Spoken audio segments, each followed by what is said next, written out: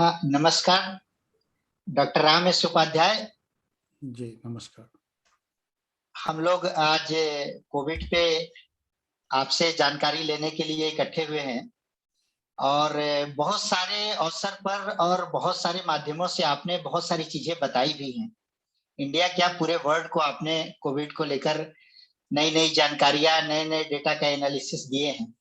हम ये चाह रहे थे कि आज के परिप्रेक्ष्य में जो करेंट डेटा है और जो पिछले एनालिसिस है, वो आज के डेट में कितने रेलेवेंट है, कितने प्रासंगिक है और एक कंप्लीट जानकारी, वो चाहे कोविड को लेकर हो, चाहे वैक्सीनेशन को लेकर हो। हम 1 घंटे की लगभग बातचीत में हम ये जानना चाहेंगे कि एक कंप्लीट जानकारी हमारे पास आ जाए। तो सबसे पहले डॉक्टर साहब एक हम जानना चाहेंगे कि 3 वेव्स इंडिया में आई, कहीं-कहीं 4th वेव भी है, लेकिन ये 3 वेव्स में बेसिक अंतर क्या आपने महसूस की? जी, thank you very much Geeteshwar ji. सबसे पहले तो इस तरीके का ये प्रोग्राम ऑर्गेनाइज करने के लिए और अपने आपने जो टाइम लिया है इसके लिए और जो हम इसके ऊपर चर्चा करने वाले हैं, लगता है कि ये चर्चा बहुत लोगों के लिए जो है क्या है एक सूचना का स्रोत बनेगी। तो उस उद्देश्य के साथ में जो आपका जो प्रश्न है वो बड़ा वाजिब प्रश्न है, क्योंकि ये ज्यादातर लोगों के दिमाग में आता होगा कि अभी तक हम 3 वेव्स देख चुके हैं, तो सामान्यतः इन 3 वेव्स में क्या अंतर है। तो जी, कुल जी। मिलाकर के तो देखें कि ये जो पूरा जो एक कोविड का जो प्रकरण शुरू हुआ है, वो हम लोगों को पता है कि लगभग चाइना में वुहान के दृष्टि से देखा जाए तो अक्टूबर नवंबर 2019 से इस तरीके की खबरों का सिलसिला शुरू हो गया था। उसके बाद से लेके अभी तक कंटिन्यू है। तो जिस प्रकार से हम देखते हैं कि एक पर्टिकुलर वेव को कोई ना कोई एक स्ट्रेन या वेरिएंट जो है वो ड्राइव करता है। तो जिस समय पे शुरुआत हुई थी उस समय पे जो वेरिएंट जो इसको ड्राइव कर रहा था उसको हम वुहान वायरस बोलते थे। बाद में किसी वजह से WHO ने उन सारे नेम्स को ग्रीक लेटर्स में कन्वर्ट कर लिया और अभी उस जी, वायरस अल्फा को बीटा हम लोग, करके। जी अभी हम उसको अल्फा वायरस बोलते हैं। तो अल्फा वायरस ने काफी हद तक केसेस को ड्राइव किया। उसकी पैथोलॉजी अलग थी, उसका जो बीमारी करने का तरीका था वो भी थोड़ा अलग था, उसके म्यूटेशंस भी अलग थे, जिस प्रकार से बीमारी फैल रही है उसके सिम्टम्स भी अलग थे।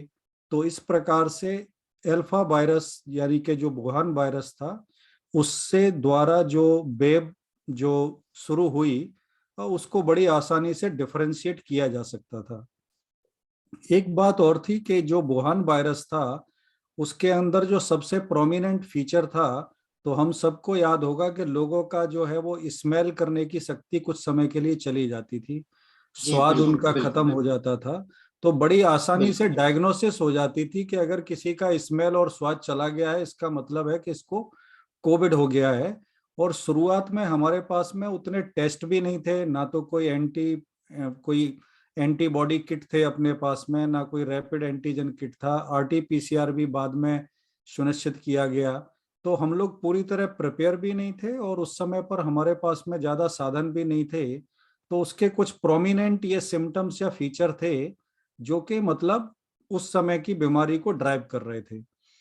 उसके बाद में हम लोग बीटा वायरस के दौर में आ गए, जिसमें कि हमारा डबल म्यूटेंट काफी जिसने डैमेज किया पूरी दुनिया को, है जी, क्या है इंडिया को खास करके डैमेज किया। तो उसमें कुल मिलाकर के ये हो रहा था कि उस बीमारी के अंदर हमारे लंग्स जो हैं वो बहुत ज्यादा अफेक्टेड हो रहे थे। यानी कि जो बीटा वायरस था, यानी कि जो जिसको हम बोलेंगे कि जो जो डबल म्यूटेंट वायरस था, वो हमारे किसी न किसी प्रकार के लंग्स के अंदर एक इन्फ्लेमेशन पैदा करके और निमोनिया में कन्वर्ट कर देता था। और निमोनिया जी, जी, को अगर ठीक समय पर अगर उसका निदान न कर पाए तो फिर जो है क्या है वो पूरा का पूरा जो है वो हमारे थ्रोम्बो इन्फ्लेमेशन में चला जाता था, जहां पर के मतलब उनको रक्त से जुड़ी हुई, ब्लड से जुड़ी हुई परेशानियां हो जाती थी, ब्लड प्लेटलेट जम जाते थे, या फिर कोई और ब्लड के अंदर थक्के बन जाते थे, क्लॉटिंग हो जाता था। और धीरे धीरे करके जो पेशेंट को अगर ठीक से ना संभाला गया तो वो मल्टीपल ऑर्गन फेल्यूर की तरफ चला जाता था। अब जो तीसरी वेव को जो ड्राइव कर रही हैं चीजें वो है ओमिक्रॉन है क्या है। अभी जो ओमिक्रॉन जो है इसमें पूरी तरीके से जो डिजीज का पैथोलॉजी है वो चेंज हो गया है। वो इस तरह चेंज हो गया है कि ये जो पर्टिकुलर वायरस है वो हमारे लंग्स को उतना ज्यादा प्रभावित नहीं करता है, जबकि ये हमारे जो एयरवे होते हैं, एयरवे यानी कि जो ब्रोंकस जिसको बोलते हैं उसके अंदर ये ज्यादा जी रेप्लिकेट करता है। चूंकि ये हमारे एयरवे में होता है तो इसीलिए क्या होता है कि जब भी हम आसानी से किसी के साथ में बात करेंगे, बैठेंगे, उठेंगे तो बड़ी आसानी से दूसरे लोगों को इन्फेक्ट कर सकते हैं। ठीक है ना, हमारे बात करने के साथ में ही ड्रॉपलेट्स के साथ में काफी वायरस बाहर जा सकता है। तो जी कुल जी मिलाकर के इसकी जो संक्रमण की क्षमता है, यानी कि ये ज्यादा लोगों को प्रभावित तो कर सकता है, इन्फेक्ट तो कर सकता है, लेकिन चूंकि इसका जो पैथोलॉजी, जो इसकी मारक क्षमता है वो कम है, इसकी वजह से जो है उतना इसने डैमेज नहीं किया। और यही चीज हम लोगों के एक प्रकार से पक्ष में गई है, जिससे कि ओमिक्रॉन बहुत लोगों को हुआ है, ज्यादातर लोगों को होगा भी, लेकिन बहुत ज्यादा हम लोगों के लिए कोई ऐसी स्थिति बनने वाली नहीं है, जो कि हमारे साथ में वेव 2 के अंदर जो डेल्टा से रिलेटेड जो वेव थी, जिसने जिस प्रकार से हमको प्रभावित किया था। तो ये मतलब बेसिक अंतर है इन तीनों वेव्स के अंदर।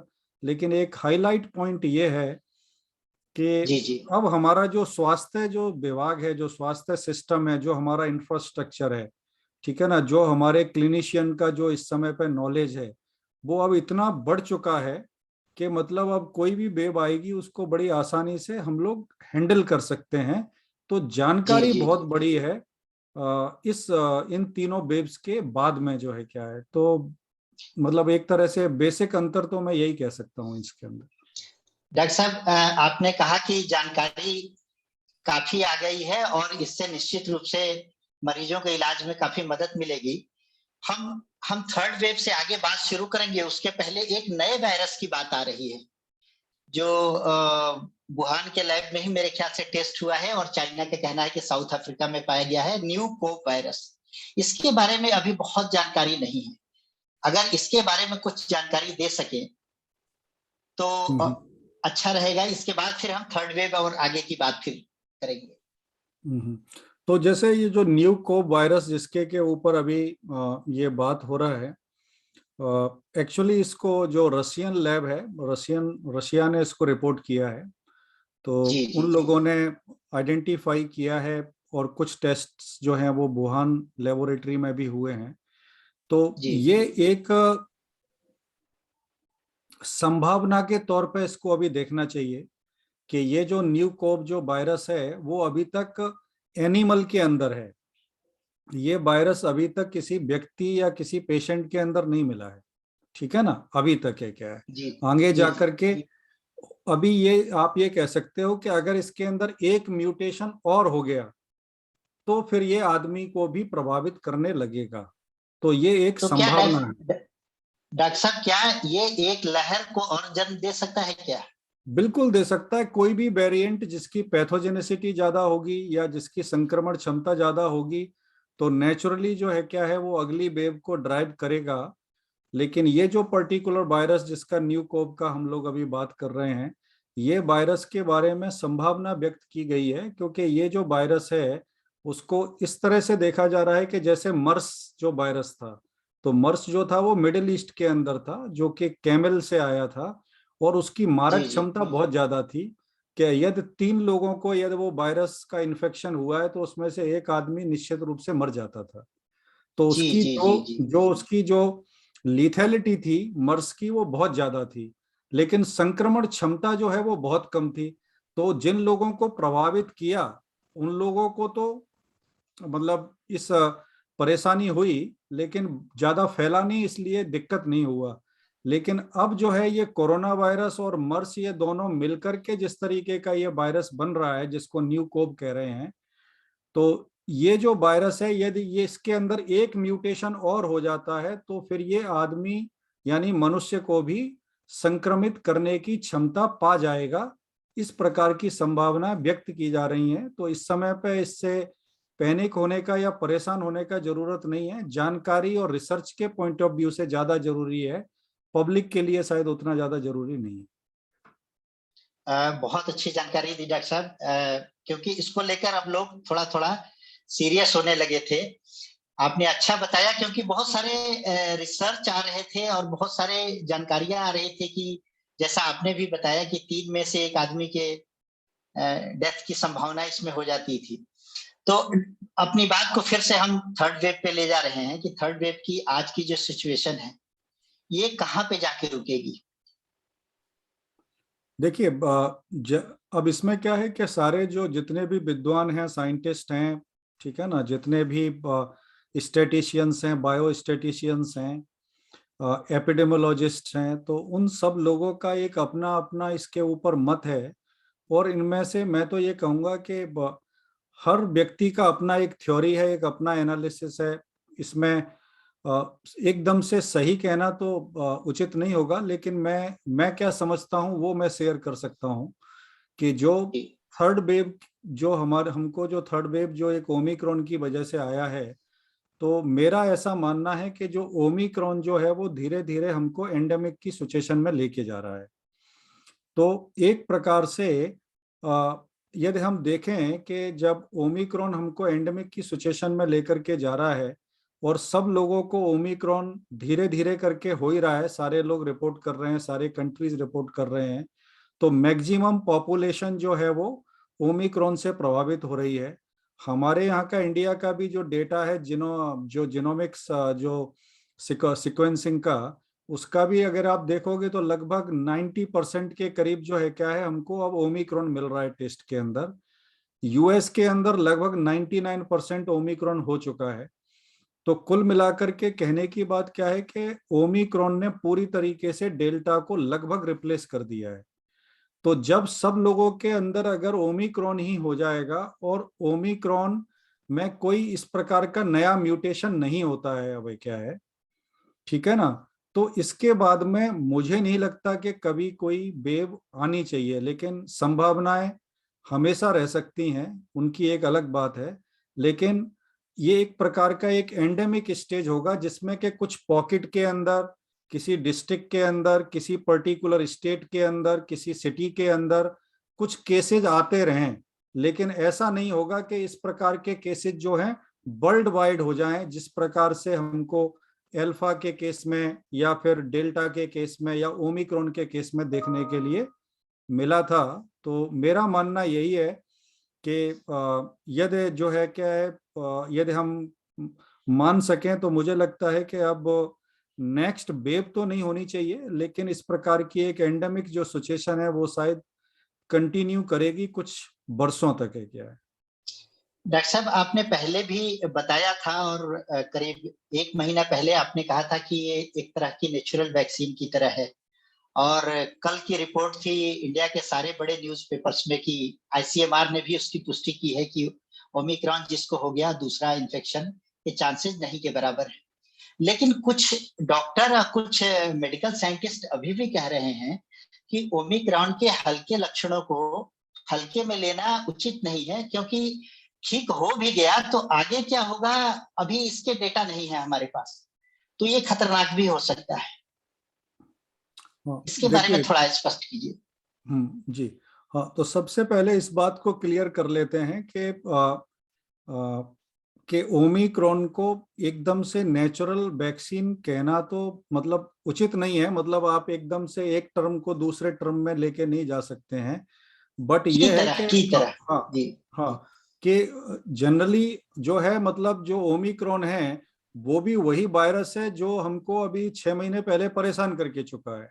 सिर्फ उसके अंदर कुछ म्यूटेशंस ऐसे हो गए जिसकी वजह से, ऐसा नहीं है कि वो अभी वायरस नहीं है, अभी वो भाई बन गया अपना, है क्या है, वो अभी जी भी जी जी वायरस ही है, ठीक है ना। तो उसके जी साथ में जी उतनी ही सतर्कता रखनी है जितना हम पहले रखते आए हैं, ठीक है ना। क्योंकि जितना ज्यादा फैलेगा, जितना ज्यादा लोगों को होगा, और उन लोगों को अगर वैक्सीन भी नहीं लगा है पहले से, पहले का कोई नेचुरल इन्फेक्शन भी उनको नहीं हुआ है, तो हमेशा चांसेस रहेंगे कि इसके अंदर म्यूटेशन होकर के कोई नया वेरिएंट बन जाए जो शायद इससे ज्यादा खतरनाक हो, तो ये संभावना तो हमेशा बनी रहेगी। लेकिन इसको नेचुरल वैक्सीन की तरह से मैंने जो एक्सप्लेन किया था, उसका जो रीजन था वो क्या था कि जैसे जब हम वैक्सीन बनाते हैं तो वैक्सीन में आपको पता है कि ये वैक्सीन की पैथोजेनिसिटी बहुत कम होती है, लेकिन देते तो हम वायरस ही हैं। अगर हम इनएक्टिवेटेड वायरस ही दे रहे हैं बॉडी को, क्या है, जी उससे बिल्कुल हम अपने बिल्कुल। इम्यून सिस्टम को ट्रेन कर रहे हैं। इतना ही फर्क है। अभी जो ओमिक्रॉन है, ओमिक्रॉन क्या है कि वो भी आपको जो है आपको डिजीज नहीं दे रहा है, उतना ज्यादा आपको अभी परेशान नहीं कर रहा है, ठीक है ना, आपकी बीमारी नहीं बढ़ रही है, ठीक है ना, साइड इफेक्ट्स उतने ज्यादा इस समय पर तो नहीं है। तो एक प्रकार से, और इसको रोका भी नहीं जा सकता है क्योंकि इसकी संक्रमण क्षमता बहुत ज्यादा है, जिसका के आरओ फैक्टर जो है लगभग 5 या 5 से ज्यादा है। तो बड़ी आसानी से लगभग वर्ल्ड वाइड पॉपुलेशन को ये इन्फेक्ट कर सकता है। तो इसको रोका तो नहीं जा सकता है, लेकिन हमारा प्रयास यही था कि एक ही टाइम के ऊपर सारे लोग इससे प्रभावित ना हो जाएं, और उसमें ऐसे लोग प्रभावित ना हो जाएं जिनको के पहले से कोई ना कोई बीमारी है, ठीक है जी ना। जी तो उसकी वजह से उस पेशेंट के लिए कॉम्प्लिकेशन पैदा हो सकता है।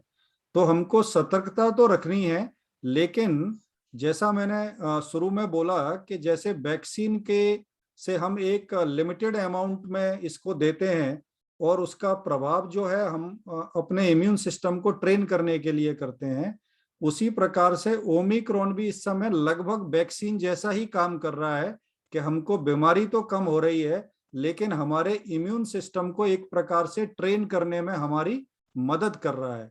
तो एक प्रकार से ये वैक्सीन की तरह से ही इसको समझा जा सकता है। लेकिन इसका मतलब ये नहीं है कि हम लोग जो है ओमिक्रॉन लेने के लिए निकल पड़े कि इधर भीड़ में जा रहे हैं, उधर जा रहे हैं, जाकर के ओमिक्रॉन मुझे हो जाओ, ऐसा सिचुएशन पैदा नहीं करना है। It is not a vaccine, it is still a virus and we need to be careful, ठीक है ना। बट ये है कि ये जो ओमिक्रॉन है उसका जो सबसे बड़ा जो फायदा है वो क्या हो रहा है, इसलिए इसको हम एक नेचुरल वैक्सीन, मैंने बोला शुरू में कि जिसको ओमिक्रॉन हो गया है उसके अंदर लगभग 14.5 फोल्ड ज्यादा एंटीबॉडी बनेंगी ओमिक्रॉन के प्रति, है क्या है। तो इसका मतलब क्या हुआ कि ओमिक्रॉन का इन्फेक्शन आपको दोबारा नहीं होगा।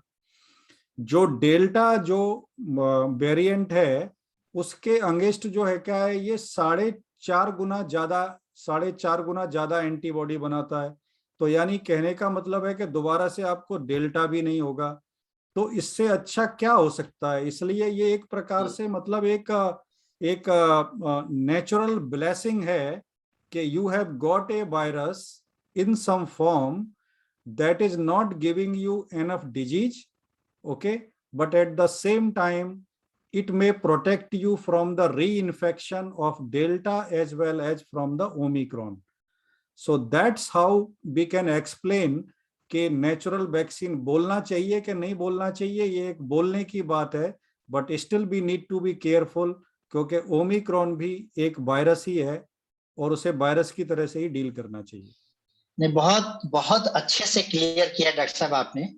और अक्सर हम लोग देख भी रहे हैं कि जिनको वैक्सीन नहीं लगी है उनके लिए उतना ही घातक है ओमिक्रॉन जितना डेल्टा या दूसरे वायरस थे।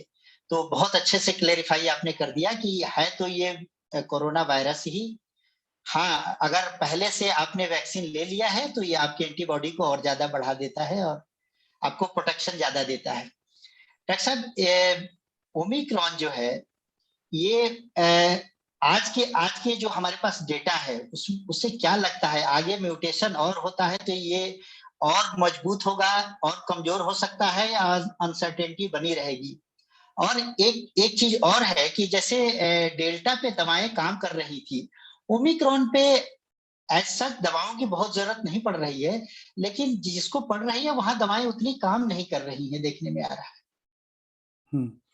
हाँ तो देखिए, एक ये तो क्यों है, इसका थोड़ा क्लियर कीजिए जी। जी, एक तो चीज क्या है कि इसके बारे में जो मेरा अपना खुद का एनालिसिस है और जो मैंने जो साइंटिफिक रिपोर्ट्स पढ़े हैं कि ये जो ओमिक्रॉन जो वायरस है, सबसे पहले हमको ये समझना पड़ेगा कि ये वायरस अचानक से आ कैसे गया, ठीक है ना। क्योंकि जो ओमिक्रॉन और जो बाकी के जो वायरस हैं, यानी कि अल्फा से लेकर के डेल्टा के जितने भी वायरस हैं, यानी कि कुल मिलाकर के इसके पहले 4 वायरस हैं जिनको के हम वेरिएंट ऑफ कंसर्न की श्रेणी में रखा गया है। ओमिक्रॉन को मिलाकर के 5 हो जाते हैं। बाकी तो और भी बहुत सारे बीच में हुए, लेकिन वो रिसर्च पर्पज के लिए हैं। बट WHO ने और CDC ने जिनको वेरिएंट ऑफ कंसर्न की श्रेणी में रखा है, उन वो टोटल 5 वायरस हैं।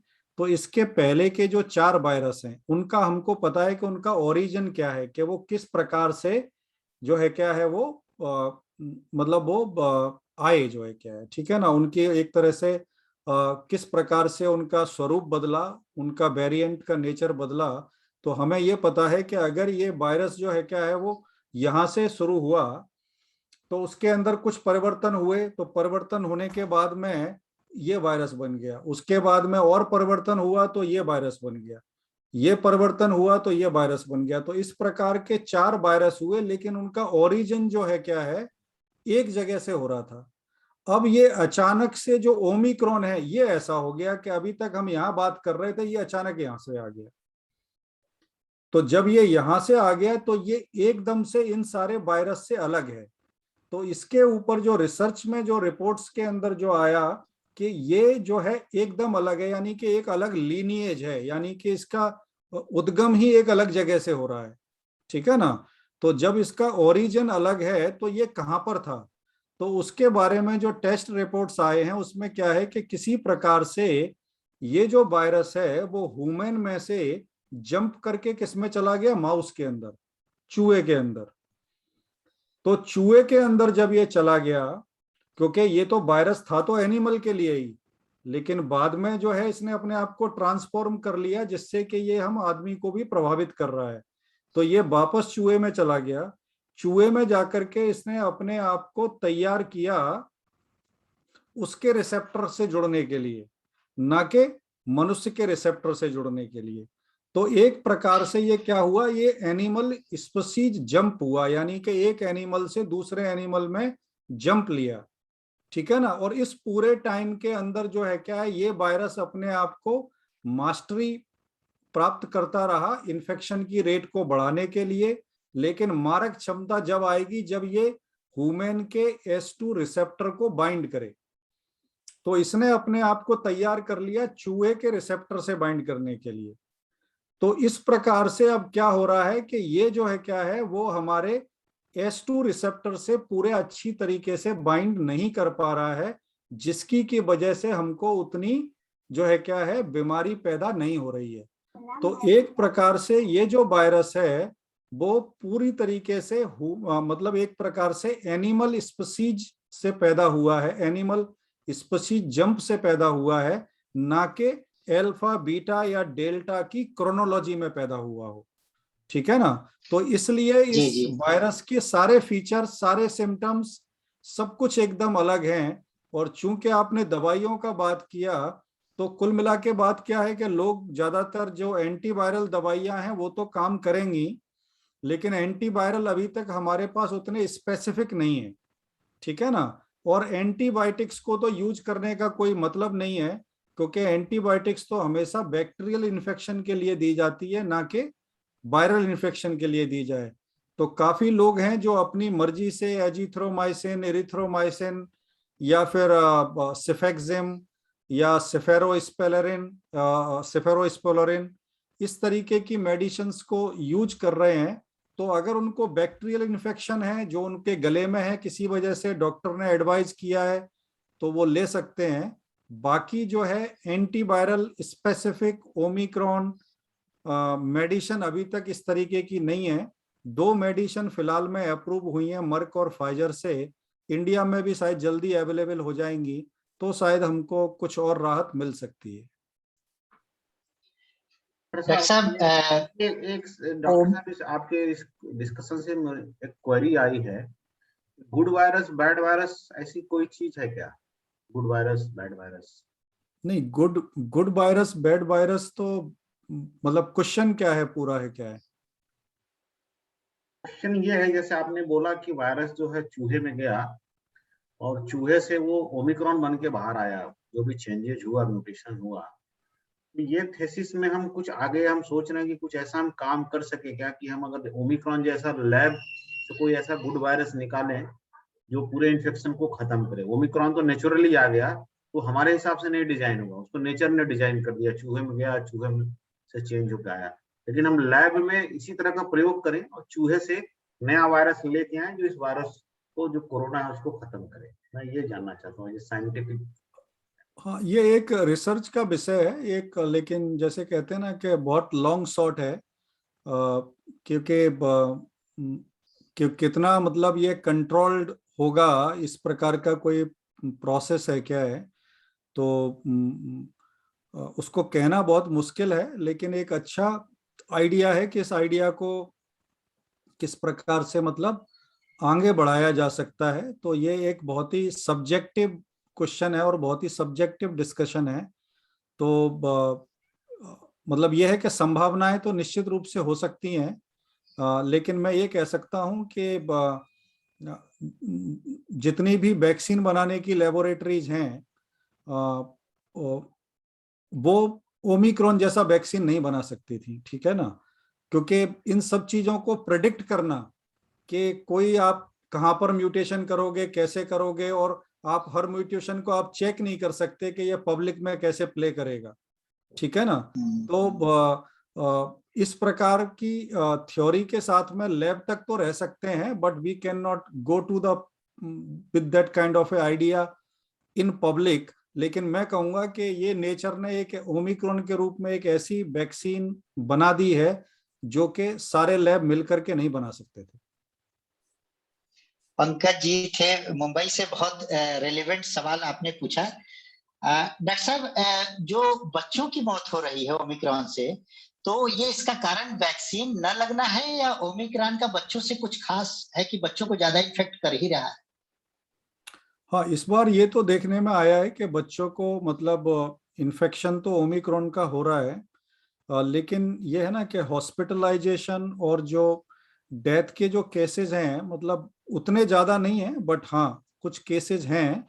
लेकिन यदि उनको समय के ऊपर यदि उनको उपचार मिल गया है तो उस प्रकार की प्रॉब्लम नहीं है, क्योंकि ज्यादातर जब ओमिक्रॉन या कोई भी इस लीनिएज का कोई भी वायरस जब अटैक करता है तो जनरली जो मल्टी इन्फ्लेमेटरी सिस्टम जिसको MIS बोलते हैं, उस प्रकार की सिचुएशन बच्चों में जनरली पैदा हो जाती है। तो यदि उसको समय के ऊपर न देखा जाए डॉक्टर के द्वारा और प्रॉपर ट्रीटमेंट शुरू ना हो तो इस प्रकार की स्थिति बन सकती है। बाकी ओमिक्रॉन का कोई विशेष बच्चों की बायोलॉजी से कुछ संबंध नहीं है कि उनकी बायोलॉजी में कुछ ऐसा कुछ चेंज है जिसकी वजह से वो बच्चों को ज्यादा अटैक कर रहा है। ऐसा कम से कम रिसर्च से तो प्रमाणित नहीं है, जो है क्या।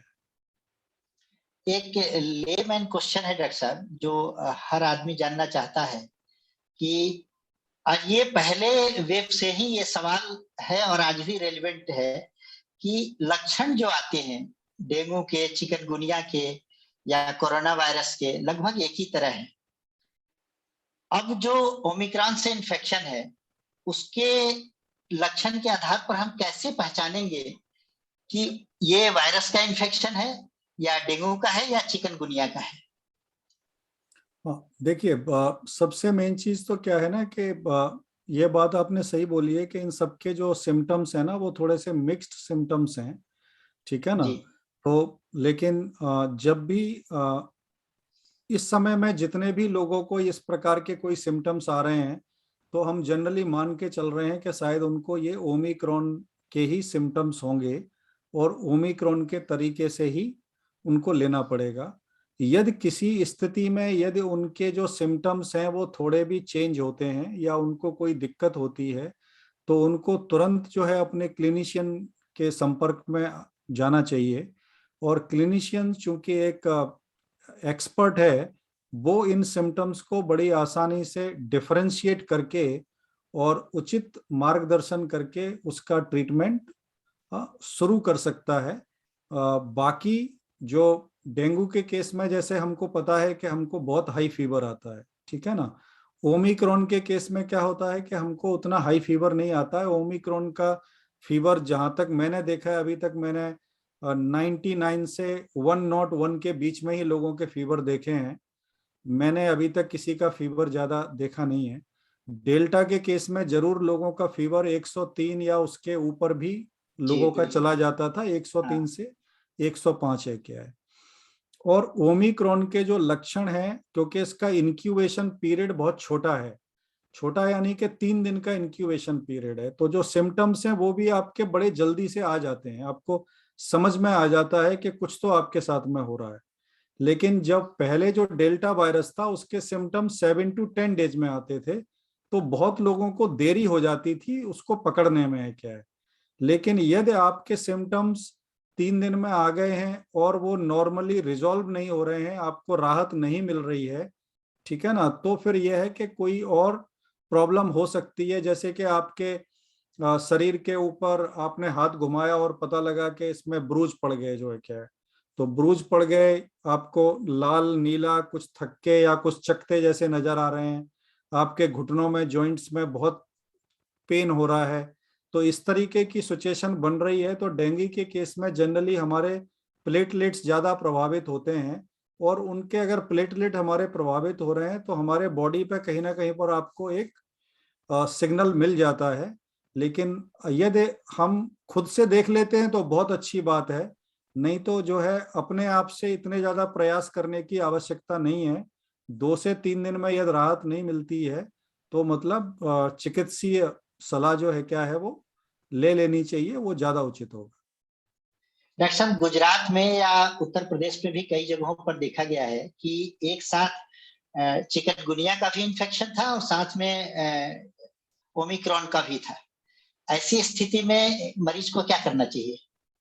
हाँ, ऐसी स्थिति में क्योंकि मरीज, डॉक्टर भी हाँ, कंफ्यूज हो जाते हैं कि वो तो वायरस मान के इलाज शुरू करते हैं और एक चीज का दवा देते हैं और पता चला कि दूसरी चीज से भी उनको प्रॉब्लम है। हाँ, तो एक तो मेन चीज क्या है ना कि जैसा हम हमेशा बोलते हैं कि डॉक्टर से कुछ छुपाना नहीं चाहिए। जो भी आपकी छोटी से छोटी डिटेल्स हैं, जो भी आपको महसूस हो रहा है, वो चाहे आपको लगता हो कि नहीं ये कुछ भी नहीं है, तो आप सबसे पहले तो डॉक्टर के साथ में पूरी तरीके से बताएं, समझाएं कि आपको ऐसा ऐसा फील हो रहा है, ठीक है ना। तो जब आप अपने सिम्टम्स को जितना अच्छे से आप एक्सप्लेन कर पाएंगे, उतना ज्यादा अच्छे से डॉक्टर भी आपको ट्रीट कर पाएगा। ये बिल्कुल वैसे ही है कि जैसे हम लोग जब थे तो बताते थे कि कोई भी वकील केस नहीं जीतता है। आपका जो जो जिस बंदे को केस लड़ना है, जितना अच्छे से वो एक्सप्लेन कर देगा उस वकील को, एडवोकेट को, उतना अच्छे से वो आपको डिफेंड कर पाएगा। उसी तरीके से डॉक्टर के साथ में भी क्या करना है कि you need to share all the small small details, whatever you can share, ठीक है ना। तो उसमें से वो लोग चूंकि एक्सपर्ट्स होते हैं तो बड़ी आसानी से दोनों चीजों को फिगर आउट करके आपको शायद एक चीज के लिए ट्रीटमेंट दे देंगे और उसके साथ में कवर ट्रीटमेंट भी दे देंगे, जिससे कि उसका कोई एडवर्स इफेक्ट भी ना हो। डॉक्टर साहब, लक्षणों के आधार पे बहुत सारे डॉक्टर इलाज कर रहे हैं और मैक्सिमम लक्षण देखकर ही इलाज कर रहे हैं, सिम्टम्स देखकर, जो सिम्टम्स की आपने बात की। तो ये कहाँ तक उचित है? बिना जांच के दवा लेना या एडवाइस देना, ये कहाँ तक उचित है? देखिए, मतलब अगर कोई डॉक्टर ट्रीटमेंट दे रहे हैं, इसका मतलब है कि एक डॉक्टर की एक तैयारी है, उसकी एक स्टडी है, उसकी एक प्रिपरेशन है। न जाने अब तक उन्होंने हजारों मरीज देख चुके हैं, तो दे कैन डिस्क्रिमिनेट, उनके पास में उतना आइडिया है कि ये क्या बीमारी हो सकती है और इसका क्या ट्रीटमेंट उनको देना चाहिए। तो and they have that discriminatory power also, they can decide in the interest of the patient कि उनके पेशेंट के लिए क्या लाभकारी होगा, इस प्रकार का वो ट्रीटमेंट कभी भी उनको दे सकते हैं, ठीक है ना। दूसरा जो है जी क्या जी है, जी। ये हमेशा उचित रहेगा यदि संभावना है, अगर हम टेस्ट करा सकते हैं तो जनरली डॉक्टर्स भी टेस्ट के लिए लिख ही देते हैं। और आजकल कोविड का टेस्ट का कोई इतना ज्यादा प्रॉब्लमेटिक नहीं है, तो हम खुद से भी संज्ञान लेकर के हम खुद से भी टेस्ट करा सकते हैं और रिपोर्ट के साथ में डॉक्टर के पास जा सकते हैं, तो उसमें भी कोई ऐसी दिक्कत की बात नहीं है। डॉक्टर साहब, वो एक डिस्क्रिमिनेटरी पावर है कि डिस्क्रिशनरी पावर है? हाँ, आप ये कह सकते हो कि डिस्क्रिमिनेटरी तो उसकी नॉलेज से है, ठीक है ना, और डिस्क्रिशनरी ये है कि because he doesn't need to follow any guideline, ठीक है ना। If he feels that okay this is something going to help the patient, he can always like a give that treatment. तो दोनों बातें हो गई, होपफुली क्लियर हो गया होगा अब आपको। जी जी जी, वो खाली क्लैरिफिकेशन के लिए पूछा था। जी डॉक्टर साहब, सेकेंड वेव के समय अक्सर देखने में आया था इंडिया में और छोटे शहरों में, खास तौर से, बड़े शहरों में तो डॉक्टर काफी अवेयर थे, डॉक्टर बच रहे थे इलाज से क्योंकि उनको भी बहुत ज्यादा नॉलेज नहीं था, मरीज भी बताने में डर रहे थे कि कंटेनमेंट जोन में आ जाएगा उनका इलाका। तो अभी भी छोटी जगहों पर बहुत सारे लोगों में ये भ्रम है। तो एक एक आपका एक्सपर्ट गाइडलाइन मैं चाह रहा हूं कि आरटीपीसीआर में अगर ये पॉजिटिव आ जाता है तो मरीज को क्या करना चाहिए और प्रिकॉशनरी या इलाज के लिए कौन कौन सी दवा लेनी चाहिए जो बिना डॉक्टर के सलाह के भी ले सकते हैं? हाँ, तो सबसे पहले मेन बात तो यह है कि देखिए कि इस समय ज्यादातर जो है लोग रैपिड एंटीजन किट का इस्तेमाल कर रहे हैं और खुद से ही वो घर में अपने आप को टेस्ट करने का कोशिश कर रहे हैं, ठीक है ना। तो एक तो उसमें क्या ध्यान रखना है कि यदि आपका रैपिड एंटीजन टेस्ट के अंदर यदि आप पॉजिटिव आते हो तब तो आप उसको पॉजिटिव मान लो, नंबर एक बात। और यदि आप नेगेटिव आते हो तो टेस्ट को दोबारा करो, क्योंकि आप टेस्ट तभी कर रहे होंगे जब या तो आपके घर में या आपके मिलने वालों में कोई व्यक्ति पॉजिटिव आया होगा, या या आपके लक्षण अपने होगा। सिम्टम्स, हाँ, या आपके सिम्टम्स ऐसे हो रहे होंगे, आप उसको कंफर्म करना चाहते हो कि कहीं आपको भी तो नहीं हो गया है। तो ऐसा मान करके आपको 2 किट यूज करने चाहिए। एक किट में यदि आप पॉजिटिव आ गए हो तो पॉजिटिव ही मानो, ठीक है ना, और अपने आप को आइसोलेशन में आप ले लीजिए, ठीक है कि नहीं। और यदि आप नेगेटिव आ रहे हो लेकिन आपके सरकमटेंसेस ऐसे बने हुए हैं कि उन सरकमटेंसेस के अंदर आप पॉजिटिव हो सकते हो, तो एक बार दोबारा से टेस्ट करो। दोनों बार जब आपका नेगेटिव आ जाए तभी आप अपने आप को नेगेटिव मानो। ये तो हो गई एक बात है क्या है। दूसरी बात है क्या है, जो आरटीपीसीआर जो लोगों का पॉजिटिव आ रहा है, तो इसका मतलब है कि वो तो श्योर शॉट पॉजिटिव हैं और उनको आइसोलेशन में रहना चाहिए। अभी जो सीडीसी की और जो डब्ल्यूएचओ की गाइडलाइन है इस समय के ऊपर, वो जनरली 7 दिन की गाइडलाइन है। कुछ कुछ जगह पे यूके वगैरह में 5 दिन का गाइडलाइन है कि आप 5 दिन के अंदर आइसोलेशन में चले जाओ, और 5 दिन के बाद में यदि आपके सिम्टम्स रिजॉल्व हो गए हैं तो आप आइसोलेशन से बाहर आ सकते हो। और कुछ कंट्री के अंदर 7 दिन के लिए बोला हुआ है। तो मैं प्रेफर यही करूंगा कि 5 दिन के बाद में ना आने के बजाय 7 दिन के ऊपर आ जाओ तो कोई दिक्कत नहीं है। उससे क्या होगा कि आपके घर में बूढ़े हैं, बुजुर्ग हैं, या आपके जान पहचान वाले लोग हैं और उनको साथ में कोई कोमॉर्बिडिटी है, या कोई ऐसा कोई बच्चा है जिसको के कोई इस प्रकार का कोई प्रॉब्लम है कि वो इम्यूनोसप्रेसिव ड्रग्स के ऊपर है, या फिर उसको जुवेनाइल जो बच्चों का डायबिटीज है, जिसको डायबिटीज 1 बोलते हैं, ज्यादातर डायबिटीज 1 है। तो इस तरीके के यदि आपके चारों तरफ अगर इस तरीके के लोग हैं, या कोई कैंसर का ट्रीटमेंट चल रहा है किसी पेशेंट का, ठीक है ना, तो इस तरीके के जो लोग हैं उनमें इस तरीके की चीजें ना फैलें। तो एक तो सतर्क रहना है, टेस्ट को इस प्रकार से करना है, और टेस्ट में पॉजिटिव आने के बाद में अपने आप को कम से कम 7 दिन के लिए आइसोलेशन में ले जाना है। डॉक्टर साहब, अगर 7 दिन के बाद भी निगेटिव नहीं आता है रिपोर्ट, तो क्या आइसोलेशन पीरियड खत्म माना जाएगा? वो इस लायक हो जाते हैं कि उनसे संक्रमण न फैले?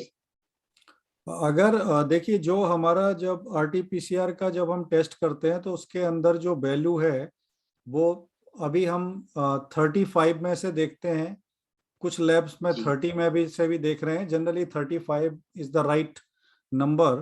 तो अगर आपकी जो सीटी वैल्यू जो है, ठीक है ना, अगर आप पॉजिटिव आ रहे हो तो आपकी सीटी वैल्यू से एक आइडिया आ जाता है, जबकि ये कोई स्टैंडर्ड नहीं है जो मैं बोल रहा हूँ, कि अगर आपकी जो वैल्यू है वो 25 से लेकर के 30 के बीच में है तो शायद आप उतना ज्यादा संक्रमण ना फैला पाओ।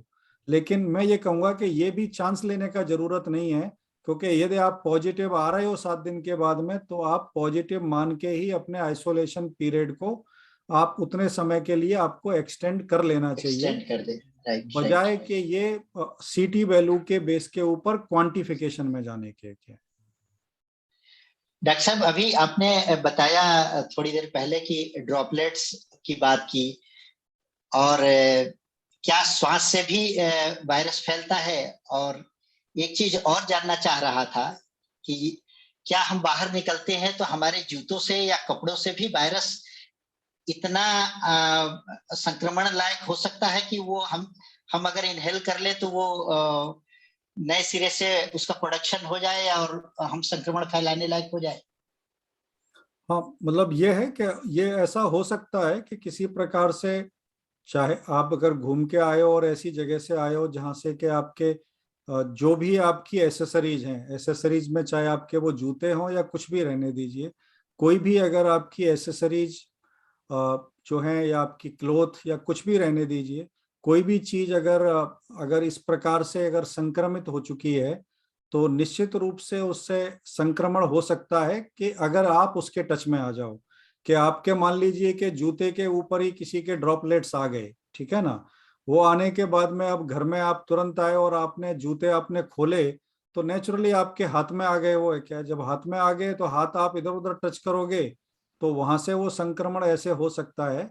जनरली प्लास्टिक के ऊपर, कपड़े के ऊपर, जूते के ऊपर, सोल के ऊपर, इस तरीके की चीजों के ऊपर ये जो ओमिक्रॉन वायरस है वो लगभग, जैसी स्टडीज हैं, कि आधे घंटे से लेके 1 घंटे तक सक्रिय रह सकता है।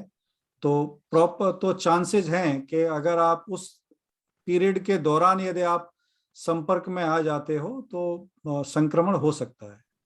डॉक्टर साहब, इसी से जुड़ा एक क्वेश्चन है। सबसे ज्यादा एक्सपोज मोबाइल होता है एक्चुअली, क्योंकि मोबाइल हम कहीं बैठते हैं तो टेबल पे रख देते हैं, और कहीं बात भी करते हैं तो कान के पास ले जाते हैं तो अगल बगल लोग बैठे रहते हैं, उनके ड्रॉपलेट उस पे आने, तो मोबाइल जो है संक्रमित, तो वो वायरस कैरी करने का ज्यादा वो होता है। और घर में आते हैं लोग तो मोबाइल जो है इधर उधर रख देते हैं, तो मोबाइल पे जो है वायरस, वो भी आपने बोला प्लास्टिक पे आधे से घंटे कैरी करता है, और वो मोबाइल अगर संक्रमित हो गया तो हमें भी कर सकता है, क्योंकि अक्सर हम उसको नाक के पास ले जाके बात करते हैं। हम्म। इसका क्या है, मतलब इससे कैसे बचा जा सकता है, या इसका रिस्क फैक्टर कितना है? नहीं, रिस्क फैक्टर तो निश्चित रूप से है ही है, लेकिन ज्यादातर आपको पता है कि मतलब ज्यादातर होता यह है कि हम मोबाइल एटलीस्ट किसी और को नहीं देते हैं, ज्यादातर है क्या है, ठीक है ना। टेबल पे रख देते तो हैं, कहीं बैठते हैं तो टेबल पे रख देते हैं, वो एक हाँ, तो पैटर्न है। यदि किसी सरफेस टू सरफेस किसी वजह से कांटेक्ट होने की वजह से यदि वो सरफेस के ऊपर आ गया है और किसी वजह से आपकी बॉडी के संपर्क में आ जाता है, आपके माउथ के में, लिप्स में, नोज में, आईज में, इस प्रकार से कहीं संपर्क हो जाता है तो हो सकता है संक्रमण है क्या है, ठीक है ना। तो उसके लिए सबसे अच्छी बात यह है कि आप अपने पास में जो टिश्यू वाइप होते हैं, उन टिश्यू वाइप को जिनको जो आप सैनिटाइजर के, या सैनिटाइजर को आप थोड़े समय के लिए आप कोई टिश्यू पेपर पे डाल लीजिए, उस टिश्यू पेपर से आप दिन में 2-3 बार अपने मोबाइल को क्लीन कर लो, जो है क्या है, तो उसकी संभावना कम हो जाएंगी। लेकिन अब अगर हम नहीं करेंगे और ऐसी स्थिति में कहीं संपर्क हो जाता है तो निश्चित रूप से संक्रमण तो हो ही सकता है। तो डॉक्टर साहब, एक चीज क्लियर है कि सिर्फ एयरबॉर्न नहीं है, ये सरफेस से भी इन्फेक्शन हो सकता है। जी बिल्कुल हो सकता है। अच्छा डॉक्टर साहब, जो असिम्टोमेटिक होते हैं उनको हम कैसे पहचाने, और क्या उनसे किसी को इन्फेक्शन होता है तो वो सिम्टोमेटिक हो सकता है? हाँ, हो सकता है। जो एसिम्टोमेटिक है उनको पहचानने का तो कोई तरीका नहीं है, अनटिल और अनलेस वो व्यक्ति खुद ही सचेत रहे और ये समझे, ये देखे कि किन लोगों के साथ में वो मिल रहा है। तो अगर जिन लोगों के साथ में मिल रहा है तो उनमें से कोई व्यक्ति क्या पॉजिटिव हुआ है, यदि पॉजिटिव हुआ है और मैं उसके साथ में था लेकिन मुझे सिम्टम्स नहीं है, लेकिन मेरे चांसेस हैं कि शायद मुझे भी इन्फेक्शन हो गया हो। तो ये स्वयं की सतर्कता के ऊपर ज्यादा निर्भर करेगा कि मैं अपनी सराउंडिंग में ध्यान रखूं, सचेत रहूं कि मैं जिन लोगों से मिल रहा हूं उनमें से कोई पॉजिटिव आ रहा है तो मेरे पॉजिटिव होने की संभावना हो सकती है, चाहे मुझे सिम्टम्स हो या ना हो। तो उस चीज को हम दूसरे लोगों के हित को ध्यान में रख करके यदि स्वयं अपना एक टेस्ट कर लेंगे तो ज्यादा अच्छा रहेगा। डॉक्टर साहब, अक्सर देखने में आ रहा है कि लापरवाही लगभग सभी जगह है। बहुत सारे देशों में मास्क का विरोध हो रहा है, बहुत सारे बंदिशों का विरोध हो रहा है, इंडिया में भी हो रहा है। बड़े-बड़े शहरों में लोग बिना मास्क के घूम रहे हैं। तो एक ये मेडिकल पॉइंट ऑफ व्यू से नहीं, इस थोड़ा साइकोलॉजिकल पॉइंट ऑफ व्यू से मैं जानना चाह रहा हूं कि क्या इसका वायरस क्या वाकई बिना मास्क वालों को इन्फेक्टेड करता है, या फिर मैं देखता हूं जो बहुत ज्यादा प्रिकॉशन बरतते हैं वो भी इन्फेक्शन के शिकार हो जाते हैं, और जो बिना मास्क के घूम रहे हैं उनको भी इन्फेक्शन नहीं होता। तो ये कुछ साइकोलॉजी समझ में कभी-कभी नहीं आती, कभी-कभी ये कंफ्यूजन क्रिएट करता है। नहीं, कंफ्यूज होने की बात नहीं है, ये सिर्फ एक समझने की बात है। ये बिल्कुल बात ऐसे हो गई कि कोई आदमी बीड़ी सिगरेट पीता है और वो कहे कि हाँ भाई देखो, वो भी बीड़ी सिगरेट पीता है, उसको तो कैंसर नहीं हुआ, मुझे क्यों लंग कैंसर होगा। ठीक है ना। इसी तरीके से कोई तम्बाकू गुटखा बहुत ज्यादा खाता है, पता लगा उसको गले का कैंसर हो गया, लेकिन तम्बाकू गुटखा तो बहुत लोग खाते हैं, उसको तो नहीं हुआ। ठीक है ना। तो ये जो है कि एक हमें अपनी तरफ से सचेत रहना इसलिए जरूरी है कि हमको सिर्फ संभावनाओं को कम करना है, उसकी जो प्रोबेबिलिटी है उसको कम करना है, और मास्क लगाने से निश्चित रूप से उस प्रोबेबिलिटी को कम किया जा सकता है। जीरो तो नहीं होगा, ठीक है ना, जीरो करने की बात नहीं है, लेकिन निश्चित रूप से यदि आप कभी भीड़ भाड़ वाले अगर कैसे ऐसे किसी इलाके में आप जा रहे हो, अपरिचित लोगों में जा रहे हो, जिनमें आपको पता नहीं है, उनको आप बाद में ट्रैक भी नहीं कर पाओगे, ट्रेस भी नहीं कर पाओगे, आपको पता भी नहीं चलेगा। कम से कम आप अपने ऑफिस में अगर आप 20 लोगों में बैठे हो तो आपको अगले दिन पता चल जाएगा कि जो है क्या है, रमन को कोविड पॉजिटिव हो गया है, तो आपको पता है कि अब आपको सतर्क होना है, क्योंकि आपको पता चल रहा है आपके ऑफिस में है क्या है। लेकिन भीड़ भाड़ वाले इलाके में तो आपको पता नहीं चलेगा किसको कोविड हुआ नहीं हुआ, हो सकता है कल रिपोर्ट आया हो उसका। तो कुल मिलाकर के क्या है कि इस प्रकार की संभावनाओं को कम करने के लिए यदि हम कम से कम भीड़ भाड़ वाले इलाके में यदि मास्क लगाते हैं तो ये अपने आप को एक प्रोटेक्शन की एक और लेयर दे देता है। लेकिन इससे ये सुनिश्चित कभी नहीं होगा कि वायरस के इसकी वजह से आपको अब इन्फेक्शन भी नहीं होगा। ठीक है कि नहीं। जी, हम बेस्ट इन्फेक्शन क्या कर सकते हैं ये हमें करना चाहिए। बस ये करना चाहिए। जी डॉक्टर साहब, एक चीज को लेकर अभी हर जगह चिंता जताई जा रही है, तो आपके पास जो डेटा है या अभी भी तमाम वर्ल्ड में जो डेटा है कि इसके आफ्टर इफेक्ट्स क्या हो सकते हैं, जैसे ओमिक्रॉन है या जो पिछले वायरस थे, इसको लेकर कहा जा रहा है कि अभी आफ्टर इफेक्ट्स क्या होंगे ये अननोन है, तो इसको लेकर बहुत सारे लोग डरे हुए हैं। इसको थोड़ा क्लियर करिए कि इसकी क्या संभावनाएं है, क्या कोई गंभीर प्रभाव भी पड़ सकता है स्वास्थ्य पर इसको लेकर। देखिए, इसीलिए मैंने बोला कि इस वायरस को एक वायरस के रूप में ही लेना चाहिए। ठीक है ना। ये जो वायरस है वो उसकी ऊपर अभी बहुत सारी अलग अलग प्रकार की स्टडी चल रही हैं, क्योंकि अभी तक हम कोविड में ही फंसे हुए हैं, इसलिए इसके आगे आने वाले क्या प्रभाव होंगे इसके ऊपर तो बिल्कुल बात ही नहीं हो पा रहा है। जबकि बहुत सारे केसेज इस प्रकार के रिपोर्ट हो रहे हैं जिनमें के ज्यादातर जो मरीज हैं वो लॉन्ग कोविड के हैं, जिनके के अंदर पूरे दिन इतना ज्यादा थकान रहता है। मैं बहुत सारे लोगों को मिलता हूँ, बात करता हूँ, तो बहुत सारे लोगों में फटीक जो है वो बहुत बड़े लेवल के ऊपर है। उन लोगों का एनर्जी लेवल पूरी तरीके से चला जाता है। मतलब अभी वो लोग आराम करते करते थक जाते हैं, सोते सोते भी थकान हो रही है, बिस्तर से उठने के बाद में टॉयलेट तक जाने में भी उनकी सांस जो है क्या है चढ़ जाती है। जबकि वो कोविड से तो रिकवर हो चुके हैं 3 महीने पहले, 6 महीने पहले, लेकिन फिर भी वो इस प्रकार की स्थिति का सामना कर रहे हैं। इसी प्रकार से बहुत सारे लोग हैं जिनको के न्यूरोलॉजिकल प्रॉब्लम्स हो रहे हैं, यानी कि जिस प्रकार से जितनी शार्प माइंडेड वो थे, जितने अच्छे तरीके से वो डिसीजंस लेते थे, जितने अच्छे तरीके से किसी सिचुएशन को समझ सकते थे, जितने नाम और नंबर वो याद रख सकते थे, अब उनकी उस क्षमता के अंदर काफी हद तक जो है क्या है कमी देखने के लिए मिली है।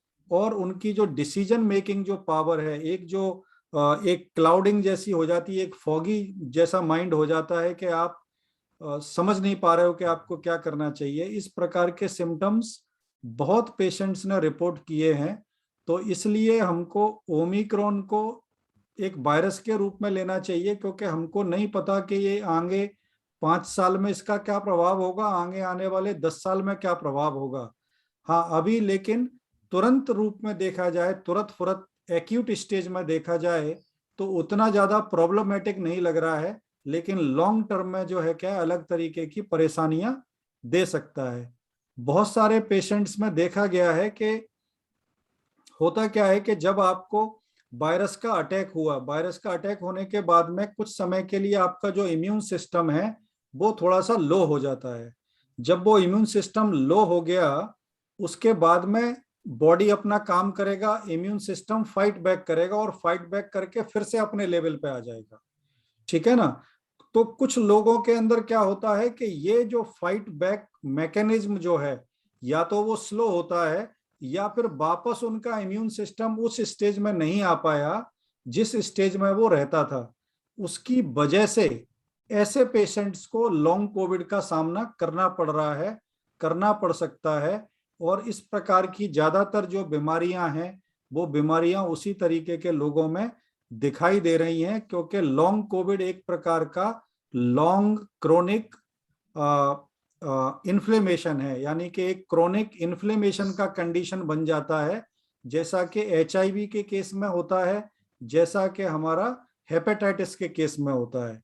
इस तरीके के केसेस में लक्षण बन जाते हैं जिन लोगों को लॉन्ग कोविड का सिचुएशन होता है। लेकिन लॉन्ग कोविड क्यों होता है, उसका रीजन यही है कि उनका इम्यून सिस्टम वापस से उस लेवल पे आके काम नहीं कर पाता जिस पे कि वो जनरली करता था। डॉक्टर साहब, 3 मेडिकल टर्म आए, लॉन्ग कोविड को आपने बहुत अच्छे से समझाया।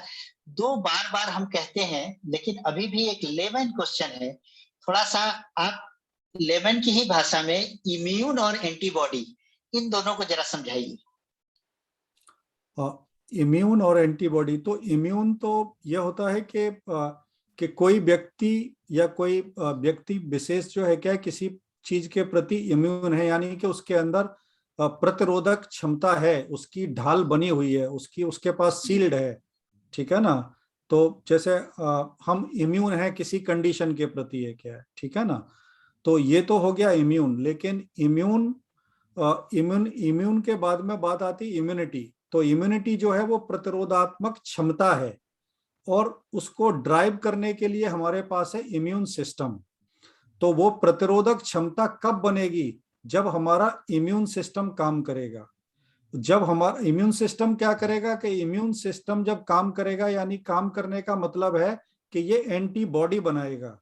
वो जो एंटीबॉडी है वो हमको इम्यूनिटी प्रदान करेगी, तब हम अपने आप को इम्यून कह सकते हैं। तो immune system produces antibody and antibody lead to the immunity, और you can say to the immune. यानी इम्यूनिटी जो है उसके एक स्टेप आगे की चीज एंटीबॉडी है। जी, उसके पीछे की चीज है, उससे पीछे की चीज है। राइट। हाँ। अच्छा डॉक्टर साहब, जिसका इम्यून सिस्टम हम कहते हैं बहुत स्ट्रांग है, मजबूत है, तो उसको इन्फेक्शन नहीं होना चाहिए, उसकी शरीर जो है प्रतिरोधक क्षमता इतनी काम करनी चाहिए कि वो इन्फेक्शन ना हो। ये हो सकता है कि इन्फेक्शन तो हो सकता है, लेकिन अगर किसी का इम्यूनिटी अच्छा है तो उसका फाइट बैक मैकेनिज्म बहुत अच्छा होगा। ठीक है ना। जैसे कि अभी हम जब वैक्सीन भी किसी को दे रहे हैं तो वैक्सीन के बाद में भी लोगों को इन्फेक्शन हो रहा है, ठीक है ना, जिसको हम ब्रेक थ्रू इन्फेक्शन बोलते हैं।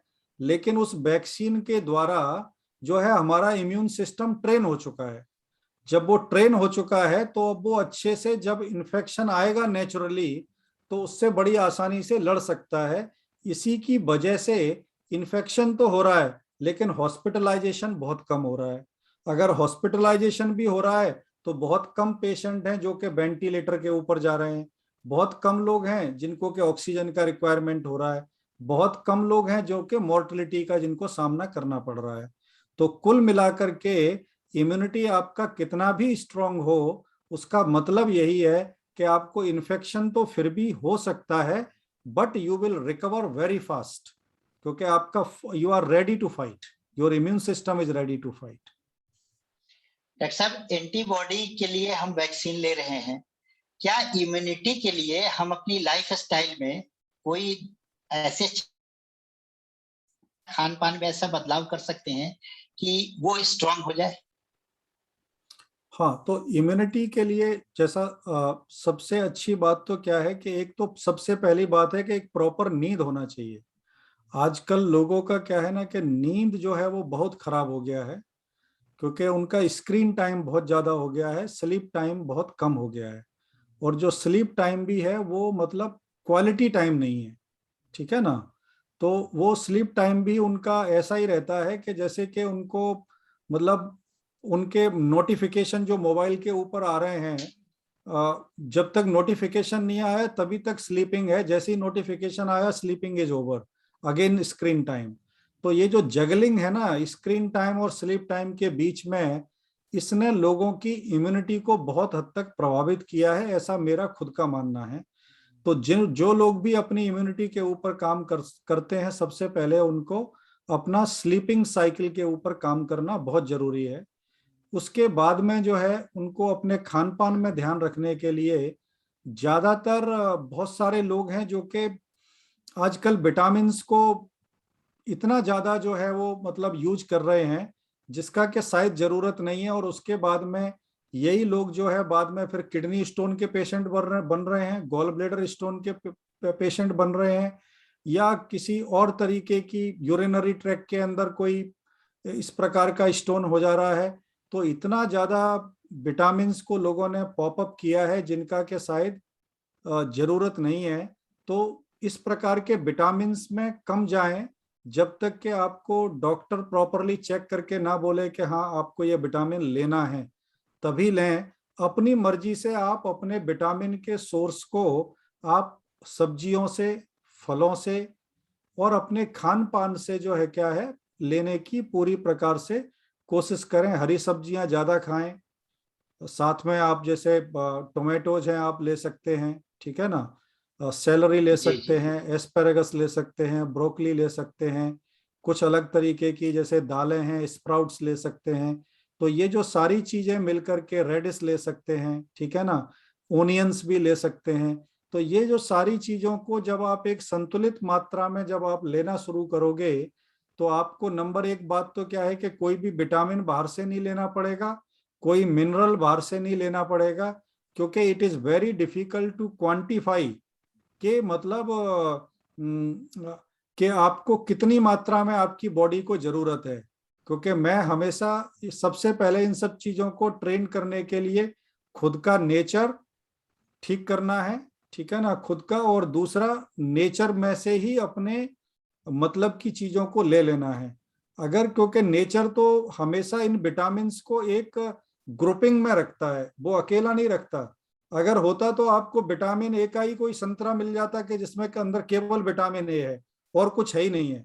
एक पेड़ पे जाओ, उस पे जाकर के उसका फल तोड़ लो, लेकिन आप कोई भी फल उठाओगे उसमें विटामिन ए भी है, सी भी है, डी भी है, ई भी है, सारे मिनरल्स भी हैं। अगर प्रकृति चाहता तो इंजीनियरिंग करके सिर्फ एक ही विटामिन का एक फल बनाता, वो है क्या, उसने क्यों इतने सारे विटामिन एक में मिक्स किए हैं? Because that composition nobody knows, के मतलब ये किस कंपोजिशन में आपकी बॉडी को लेना चाहिए। हाँ, किसी को किसी विटामिन का अगर डेफिशिएंसी है तो जरूर उसको सप्लीमेंट के माध्यम से पूरा किया जा सकता है, लेकिन मेरा मानना यही है कि अपने इस प्रकार की यदि कोई बीमारी नहीं है तो कम से कम इन सब चीजों का जो एक प्रॉपर, अगर यदि आप डाइट लेते हो, अपना स्लीपिंग टाइम अच्छा रखते हो, एक 25 से 30 मिनट का आप मिनिमम एक एक्सरसाइज या वॉक करते हो तो ये जरूर जो है क्या आपकी इम्यूनिटी को बढ़ाने में निश्चित रूप से मदद करेगी जो है क्या। बहुत काम की जानकारी दी डॉक्टर साहब। ये देखने में भी आ रहा है और आंकड़े भी बता रहे हैं कि विटामिन की गोलियों की बिक्री कई गुना बढ़ गई है।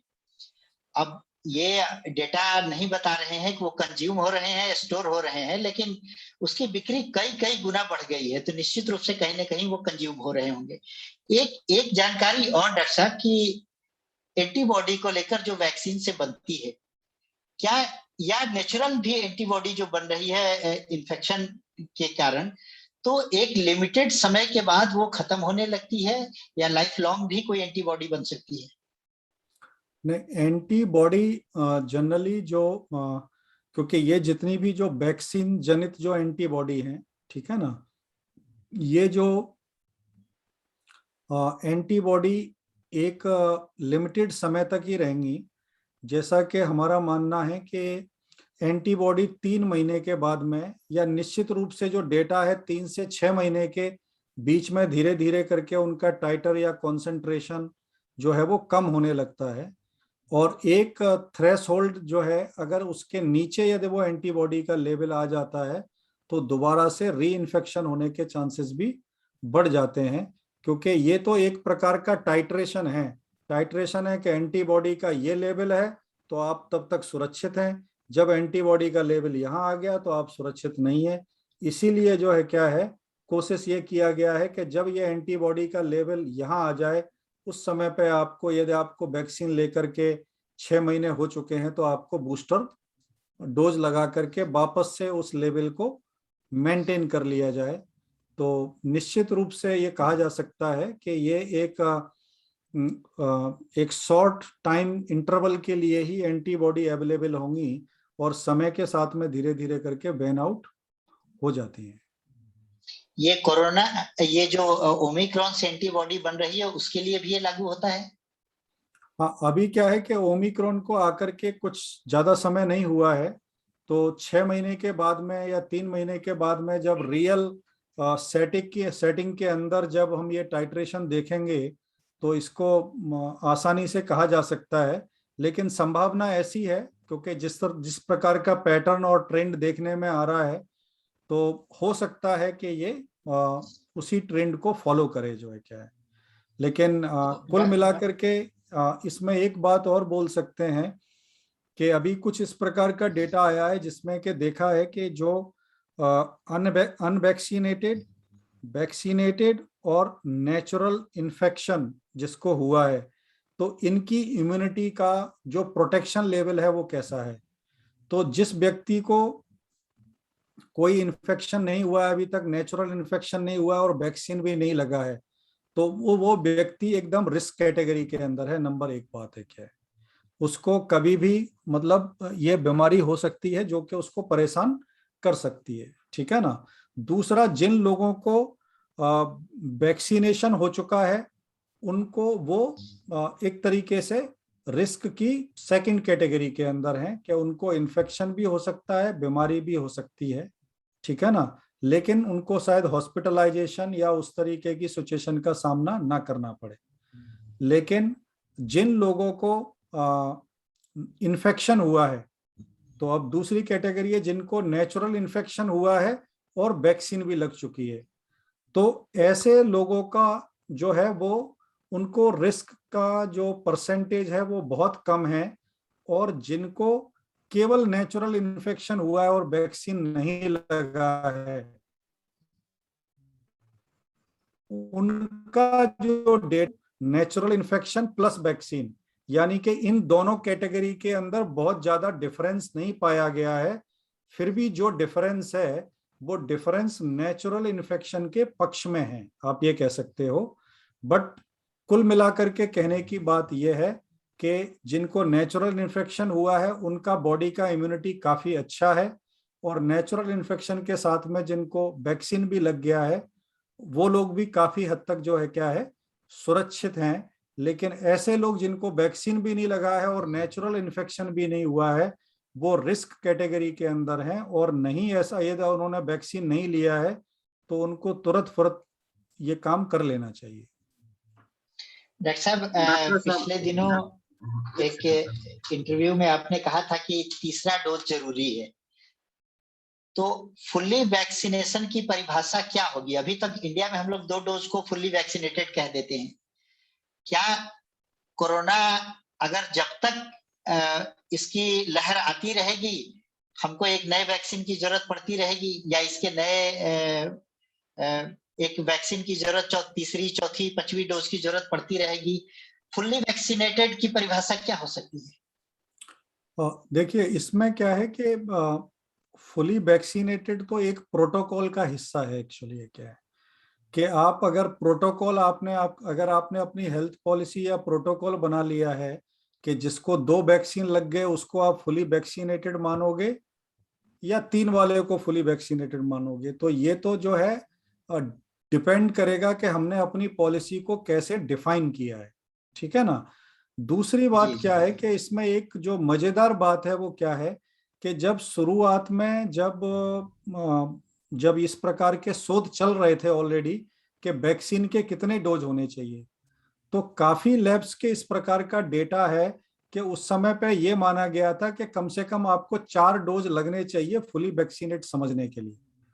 लेकिन उस डेटा को किसी ना किसी प्रकार से इस प्रकार से दबा दिया गया या उसके ऊपर इतनी चर्चा नहीं की गई, क्योंकि हम कई देशों को तो 1 वैक्सीन लगाने में दिक्कत हो रहा है, कुछ देशों को 2 वैक्सीन लगाने में दिक्कत हो रहा है।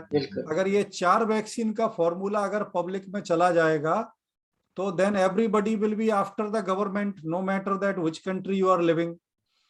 तो इस चीज को थोड़ा सा डाउन प्ले किया गया, लेकिन रिसर्च के बेस पे एक ऐसी एक एनालिसिस बनी थी कि जिसके अकॉर्डिंग ऐसा माना जा रहा था कि you need to get like a 4 vaccination to be vaccinated.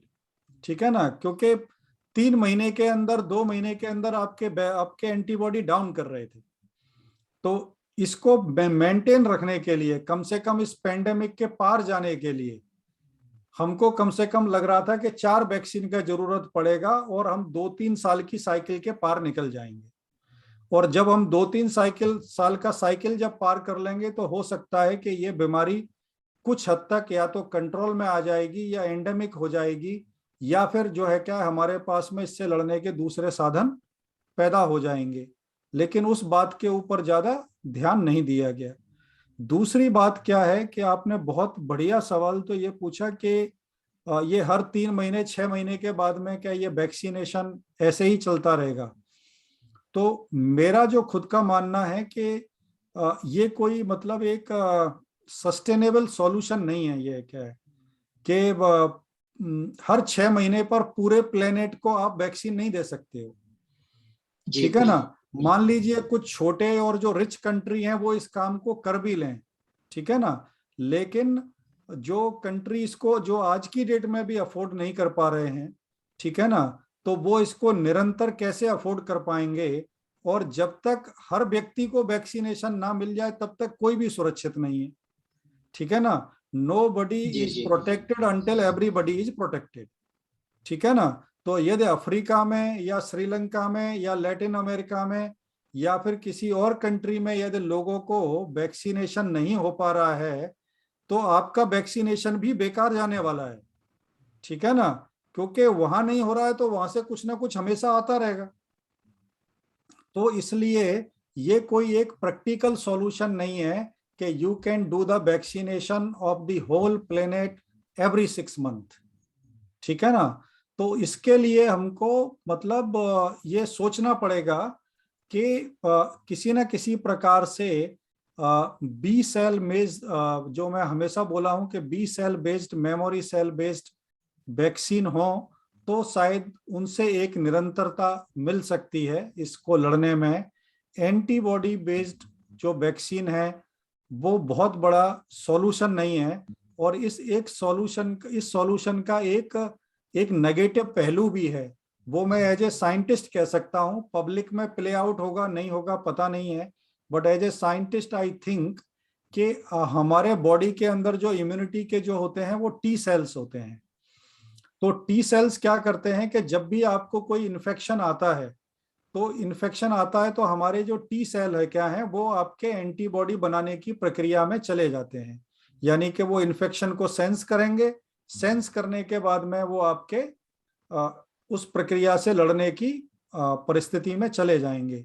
लेकिन अब क्या हो रहा है कि आप हमेशा जो आप एंटीजन, एंटीजन का मतलब है कि जो आप वैक्सीनेशन जो दे रहे हो, तो वो आपके जो टी सेल्स होते हैं उनके सामने दो स्थितियां पैदा हो जाती हैं कि उनको एक तो लगेगा कि ये तो हमेशा ही रहता है, हमेशा रहता है, तो जो कुछ जो टी सेल्स होते हैं उनका टॉलरेंस पावर बढ़ जाएगा, टॉलरेंस ये बढ़ जाएगा कि अब वो रिएक्ट ही नहीं करेंगे।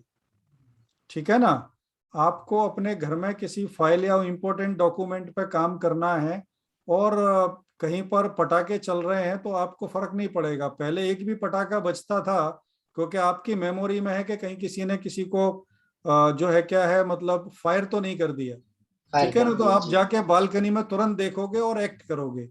अभी लेकिन अब पूरे टाइम पटाखे चल रहे हैं तो आप आराम से अपना काम करोगे, यू विल इग्नोर इट। तो उस प्रकार से टी सेल के सामने एक ऐसी सिचुएशन पैदा हो जाती है या हो जाएगी कि वो इन एंटीजन को इग्नोर करना शुरू कर दे, यानी कि टी सेल का जो टॉलरेंस है वो बढ़ जाए। ठीक है ना।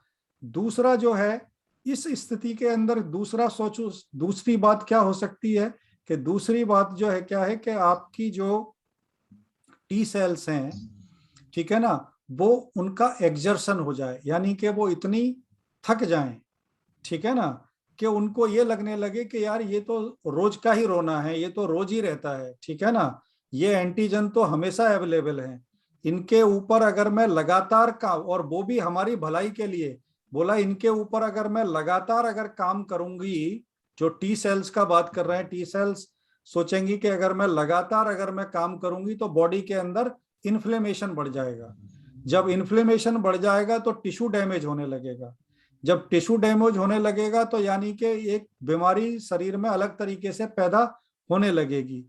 तो हमारे भले के लिए जो टी सेल्स जो है क्या है, वो जो है वो उनके ऊपर एक्ट नहीं करती है, ठीक है ना, क्योंकि वो इन्फ्लेमेशन का लेवल पूरे टाइम बढ़ा रहेगा।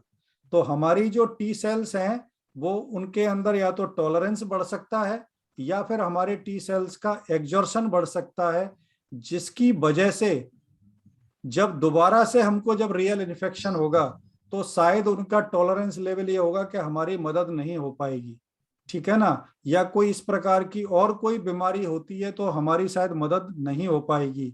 तो ये एक प्रकार की संभावना पैदा हो सकती है बार बार जो है क्या है इन बूस्टर डोज को देने से जो है क्या है। तो ये सिर्फ एक संभावना की बात कर रहा हूं मैं, जो कि साइंटिफिकली ऐसा पॉसिबल है कि हमारे टी सेल्स के सामने ये समस्या पैदा हो जाए और आगे जाकर के एक वही दोबारा से कहानी शुरू हो जाए कि जैसी हम कहानी बचपन में सुनी है कि शेर आया करके आप कहानी खेलो और जिस दिन रियल शेर आए उस दिन आपको कोई बचाने के लिए ना हो। बहुत बड़ी जानकारी दी डॉक्टर साहब आपने, और मुझे लगता है वैक्सीन वाली जो बात आपने बताई वो बहुत लोगों के लिए पहली जानकारी होगी। डॉक्टर साहब एक चीज और जानना चाह रहा था, वायरस जनित जो भी रोग हैं, जैसे WHO ने पोलियो के कुछ देशों से खात्मे की घोषणा कर दी, क्या ये संभव है आने वाले समय में WHO या कोई भी वर्ल्ड लेवल की संस्था इतनी सक्षम होगी डेटा के आधार पर कि ये घोषणा कर दे कि अब कोरोना वायरस समाप्त होने जा रहा है या इन देशों से समाप्त होने जा रहा है, ऐसा संभव है क्या? देखिए इसमें हम इस बात को समझ लेते हैं कि देखिए अभी तक जो के एक ही प्रकार का जो वायरस जनित जो रोग है जिसको कि हम स्मॉल पॉक्स बोलते थे, ठीक है ना, केवल एक वही एक वायरल डिजीज या वायरल रोग है जिसको कि हमने पूरी दुनिया से अब तक खत्म कर पाए हैं, ठीक है ना। इसके अलावा कोई दूसरी इस प्रकार की बीमारी को हम लोग खत्म नहीं कर पाए हैं, ठीक है ना। और इस पर्टिकुलर कोविड या कोरोना की परिस्थिति में यदि हम बात करें तो इसमें मेन बात हमको ये ध्यान में रखनी है कि ये एक प्रकार का जूनेटिक वायरस है। जूनेटिक वायरस का मतलब है कि ये जो वायरस है वो एनिमल्स के अंदर होता था, ह्यूमन के अंदर नहीं होता था, ठीक है ना। तो ह्यूमन तो एनिमल के अंदर तो ये सदियों से लाखों सालों से रह रहा था और आराम से रह रहा था, ठीक है ना।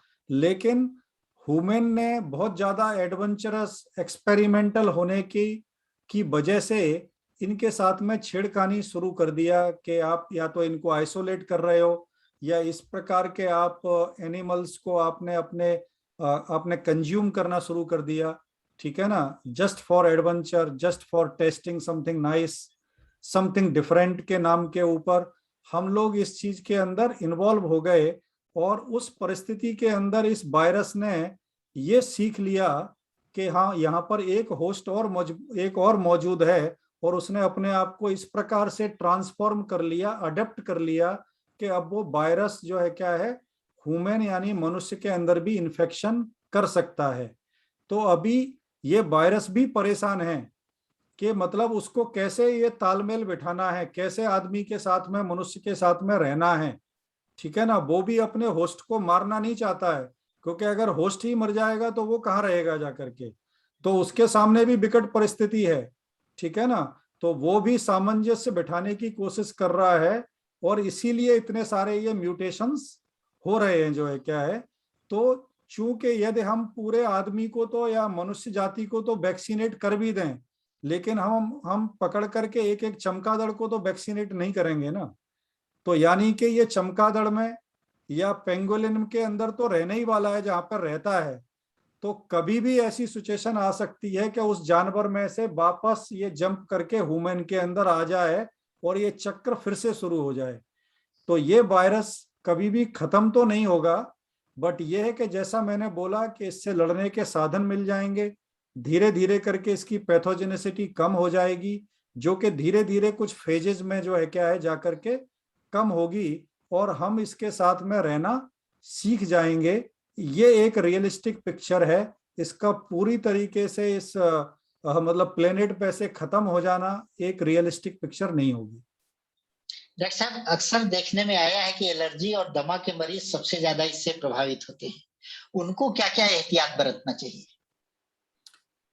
सबसे पहले तो मेन चीज क्या है कि उनको एहतियात एक तो इसलिए बहुत ज्यादा बरतने की जरूरत है कि जिन लोगों के अंदर जो अस्थमा के मरीज हैं, सीओपीडी के मरीज हैं, ठीक है ना, क्रोनिक पल्मोनरी डिजीज है जिनको है क्या है, या फिर जिनको जो आईपीएफ के डिजीज हैं जिसको इडियोपैथिक पल्मोनरी फाइब्रोसिस कहते हैं, इस तरीके के जो मरीज हैं, या फिर जिनको किसी प्रकार से जिनका लंग का जो फंक्शन है वो प्रॉपर नहीं है, उनका लंग अगर 100% काम नहीं करता है या कंप्रोमाइज्ड है, तो ऐसे ज्यादातर जो पेशेंट्स होते हैं वो कमोबेश जनरली स्टीरॉयडल मेडिसिन्स के ऊपर रहते हैं, ठीक है ना। या तो वो जो है कोई इनहेलर इस्तेमाल कर रहे होते हैं, या कॉर्टिसोन के टैबलेट्स यूज कर रहे होते हैं, या बेटनासोल यूज कर रहे होते हैं, यानी कि या साल्बुमोटामोल यूज कर रहे होते हैं। यानी कि किसी ना किसी प्रकार से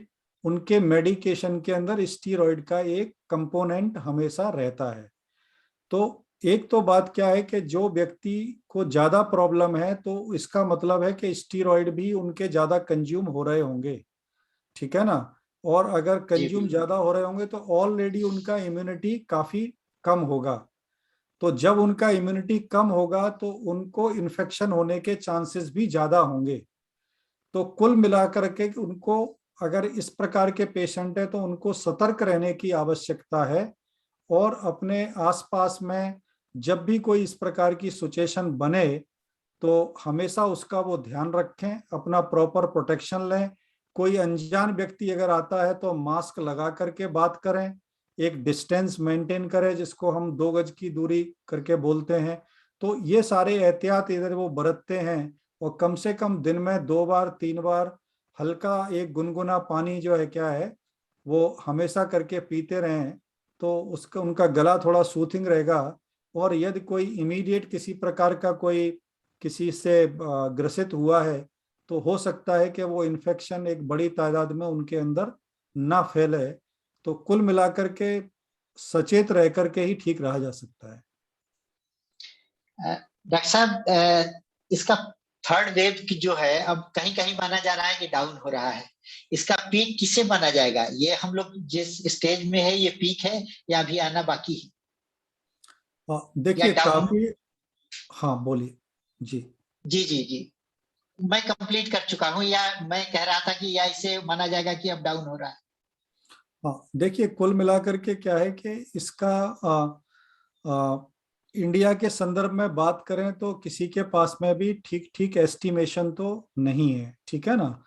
लेकिन हाँ, जिन लोगों ने डेटा दिया है उनका डेटा यदि हम देखते हैं तो आप देखोगे कि अमेरिका का जो पॉपुलेशन है वो लगभग 35 मिलियन के आसपास है, ठीक है ना।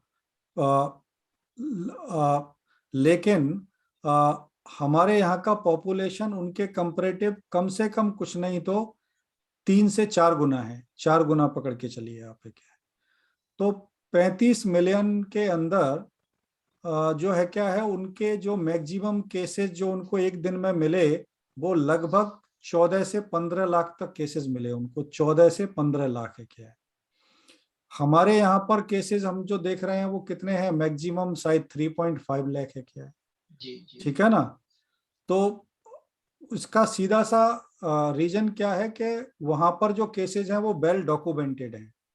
हमारे यहाँ पर जो केसेज हैं शायद वो वेल डॉक्यूमेंटेड नहीं है, क्योंकि जी, बिल्कुल। ओमिक्रॉन के संपर्क में हर व्यक्ति आया होगा और ओमिक्रॉन की जिस प्रकार की संक्रमण क्षमता है उससे बच पाना किसी के लिए भी आसान नहीं है, ठीक है ना। कोई बच के रहेगा तो उसको 1 हफ्ते में हो जाएगा, अगले को 3 हफ्ते में होगा, अगले को अगले महीने होगा, ये तो हो सकता है।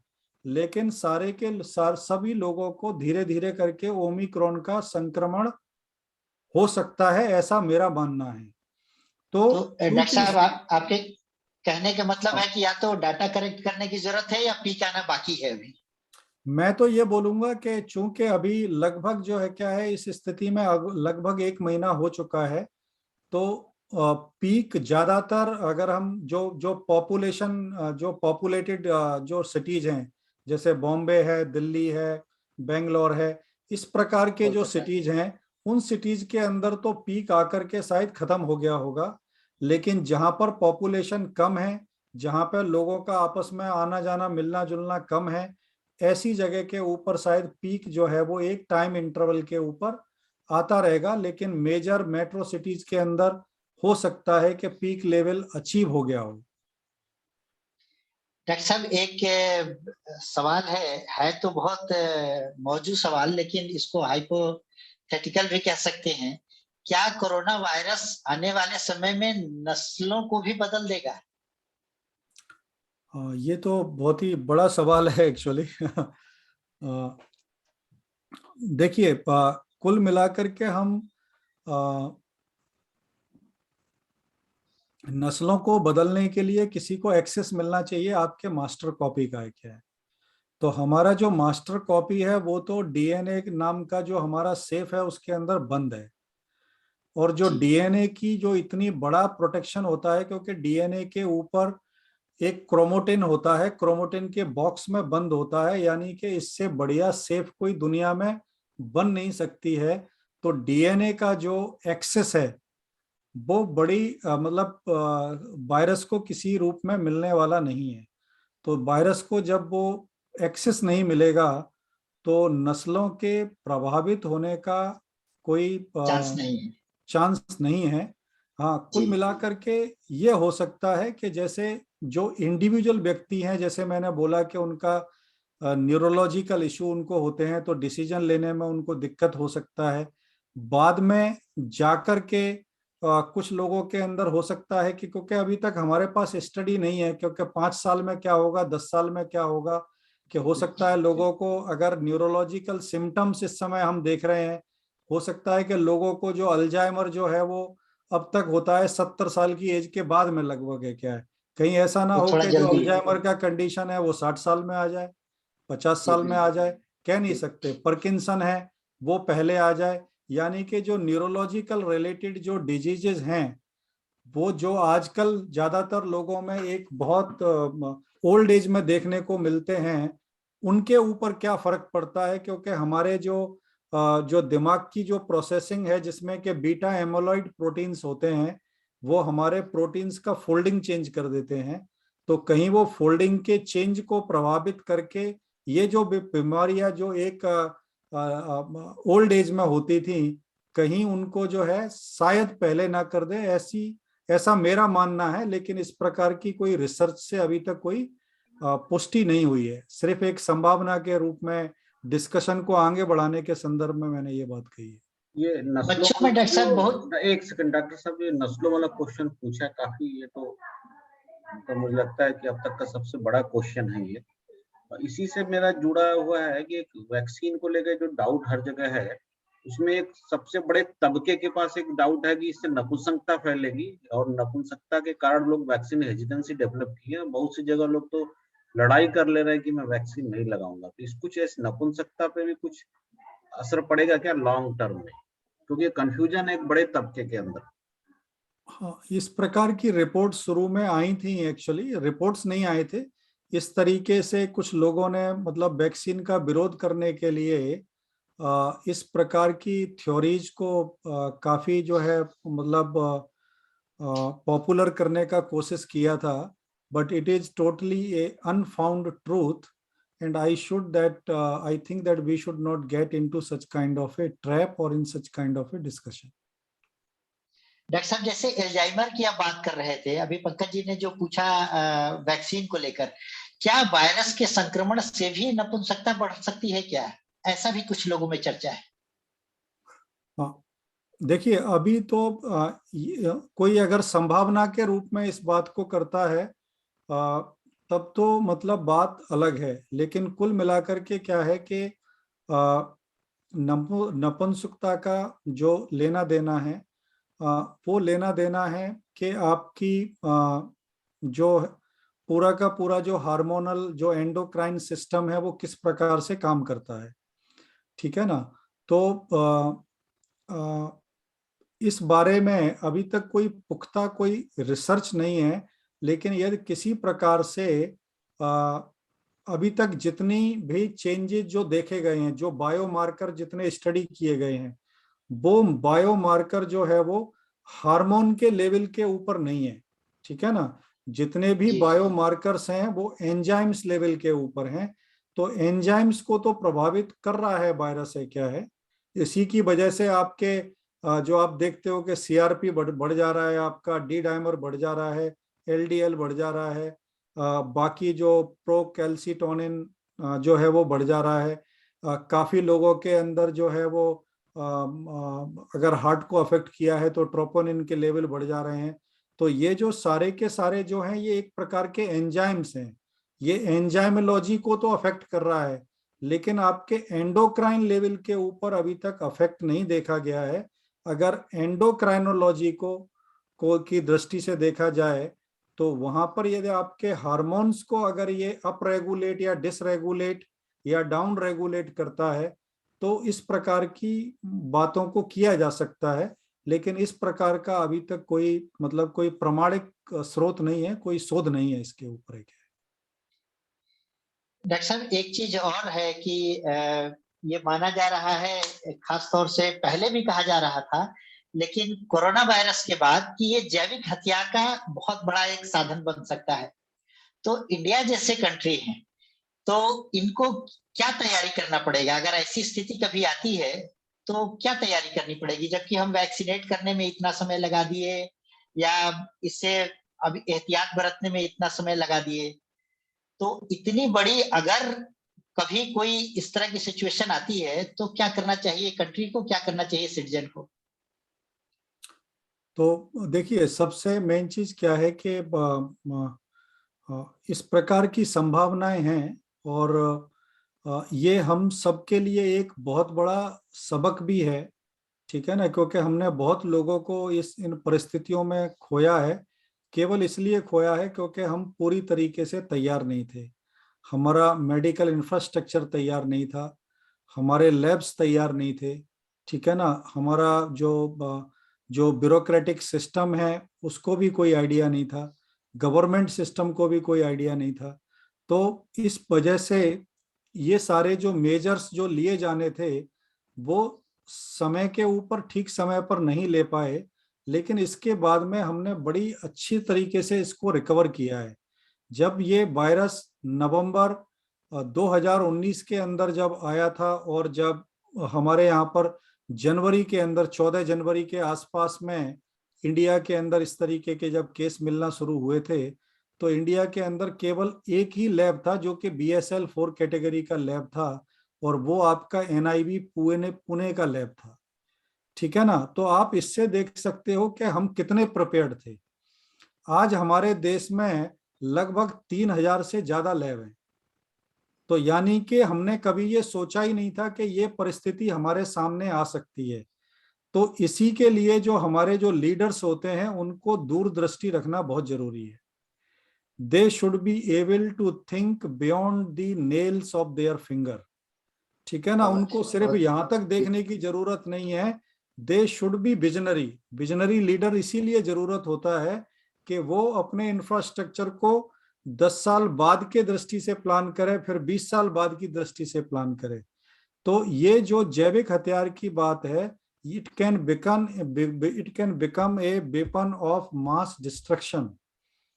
ठीक है ना। शायद बहुत सारे जो चूंकि देशों के अंदर एक अलग तरीके की एक प्रतिस्पर्धा है जो हमारे वसुधैव कुटुंबकम के नाम से चलने वाली नहीं है, क्योंकि लोगों के बीच में, देशों के बीच में एक कॉम्पिटिटिवनेस है। हर व्यक्ति इस पूरे प्लेनेट का ज्यादा से ज्यादा हिस्सा लेना चाहता है, उसके ऊपर काबिज होना चाहता है। तो उसको काबिज होने के लिए इस प्रकार की जो मास डिस्ट्रक्शन जैसी जो चीजें हैं, उनको वो किसी ना किसी प्रकार से कभी ना कभी कोई ऐसी संभावना बन सकती है जिसमें कि उनको यूज किया जा सके। तो सबसे पहली बात तो क्या है कि हमारा जो रिसर्च का जो फंड है, वो रिसर्च की फंडिंग इतनी अच्छी होनी चाहिए कि कम से कम कोई भी नेचुरल क्लेमिटीज, ठीक है ना, जो कि खास करके वायरल और बैक्टीरिया जनित जो हो, उसको हम हर प्रकार से कोड कर सकें, डिकोड कर सकें, और एक आर्टिफिशियल इंटेलिजेंस मशीन लर्निंग को यूज करके भविष्य में किस प्रकार के म्यूटेशंस हो सकते हैं उनका भी एक आकलन कर लेना चाहिए, जिससे कि उनके प्रति हम एंटीडोट पहले से बना करके रख सकें। हो सकता है कि वो एंटीडोट पूरी तरीके से कारगर ना हो, लेकिन कम से कम कुछ परसेंटेज ऑफ पॉपुलेशन के ऊपर निश्चित रूप से वो कारगर हो सकते हैं। तो वो हमारे जिनके ऊपर कारगर होंगे, तो इस प्रकार से हमारी फ्रंट लाइन ऑफ डिफेंस तैयार हो जाएगी, क्योंकि वो लोग जिनके लिए कारगर हो सकते हैं, कम से कम वो लोग डिफेंड कर सकते हैं आगे की सिस्टम को है क्या है। तो एक तो रिसर्च फंडिंग बहुत अच्छी होनी चाहिए, इंफ्रास्ट्रक्चर अच्छा होना चाहिए, और जो सिस्टम के अंदर साइंस के नाम के ऊपर जो पॉलिटिकल साइंटिस्ट जो बने बैठे हुए हैं, जो डिसीजन लेते हैं, उसकी जगह पे ये डिसीजन जो है वो साइंटिस्ट को लेने चाहिए, सब्जेक्ट मैटर एक्सपर्ट्स को लेने चाहिए, ना कि सारे डिसीजन जो है वो पॉलिटिकल साइंटिस्ट लेने लगे जो है क्या है।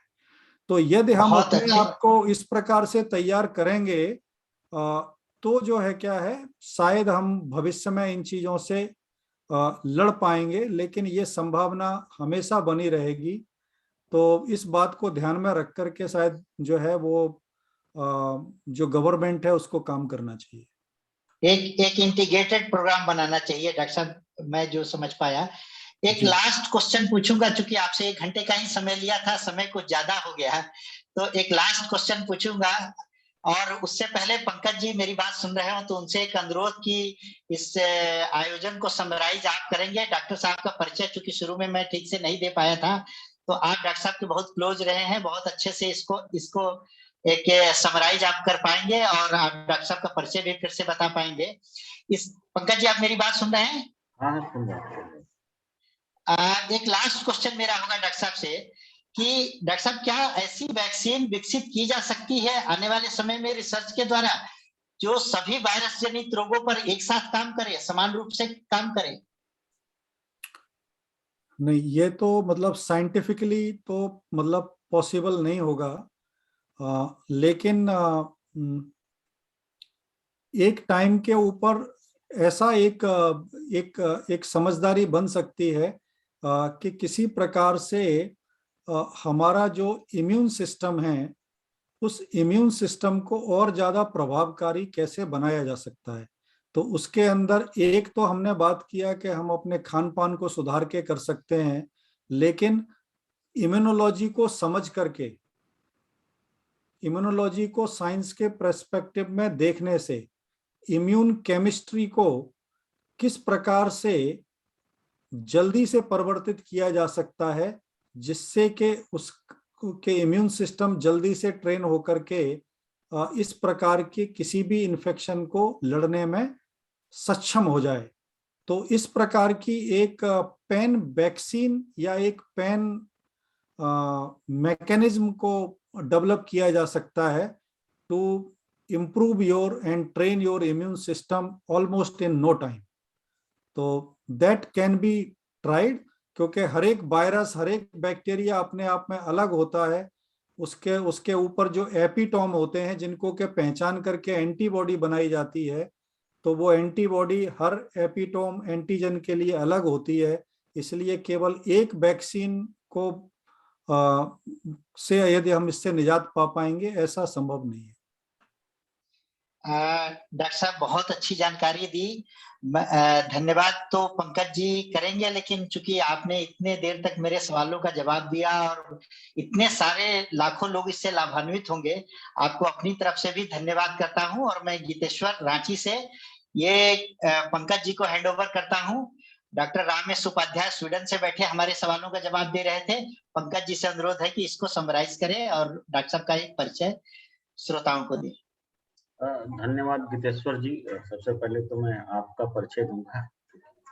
आप जो है इंडिया के एक वरिष्ठ पत्रकार हैं गीतेश्वर जी।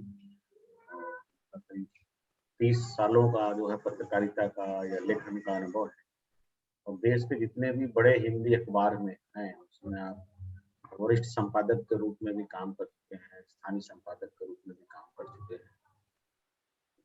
अभी हमारी जो मैगजीन आने वाली है उसके प्रमुख मुख्य संपादक आप हैं। बहुत बहुत धन्यवाद गीतेश्वर जी कि आपने जनता से जुड़े जो प्रश्न हैं, जो क्वेरी है, जो अखबारों में टुकड़े टुकड़े में आता था, आपने उसको एक प्लेटफॉर्म पे कंपाइल किया, सो दैट ये जो पूरा डिस्कशन है एक इंसाइक्लोपीडिया के रूप में पब्लिक के पास आए। तो सिर्फ एक डिस्कशन नहीं है, एक आप हम बोल सकते हैं आईपी एसेट्स है, इंटेलेक्चुअल प्रॉपर्टी एसेट्स आपने अपने क्वेश्चन के माध्यम से जनरेट किया और डॉक्टर साहब ने अपने आंसर से इसको एनरिच किया। बहुत बहुत धन्यवाद। डॉक्टर साहब का परिचय हम नए परिचय से स्टार्ट करते हैं। ये हार्वर्ड मेडिकल यूनिवर्सिटी जो है, हार्वर्ड मेडिकल स्कूल जो है, आप वहाँ के विजिटिंग प्रोफेसर हुए हैं, विजिटिंग साइंटिस्ट हुए हैं वहाँ पे। तो ये इनका एकदम नया अचीवमेंट है। इसके अलावा जो है ओम ऑन्कोलॉजी है अमेरिका में, उसके जो है ओम ऑन्कोलॉजी के ये चीफ साइंटिफिक ऑफिसर। कोरिया में भी जो है आपका एक यूनिवर्सिटी है, वहाँ पे आप विजिटिंग प्रोफेसर हैं। और उपासला यूनिवर्सिटी जो है स्वीडन में, आप वहाँ के एसोसिएट प्रोफेसर हैं। और उसका बहुत सारी संस्थाएं हैं जहाँ पे ये चीफ साइंटिफिक ऑफिसर आज भी हैं, और बड़ी बड़ी कंपनियों में एज ए साइंटिफिक ऑफिसर ये काम कर चुके हैं, यहाँ तक पहुंचे हैं।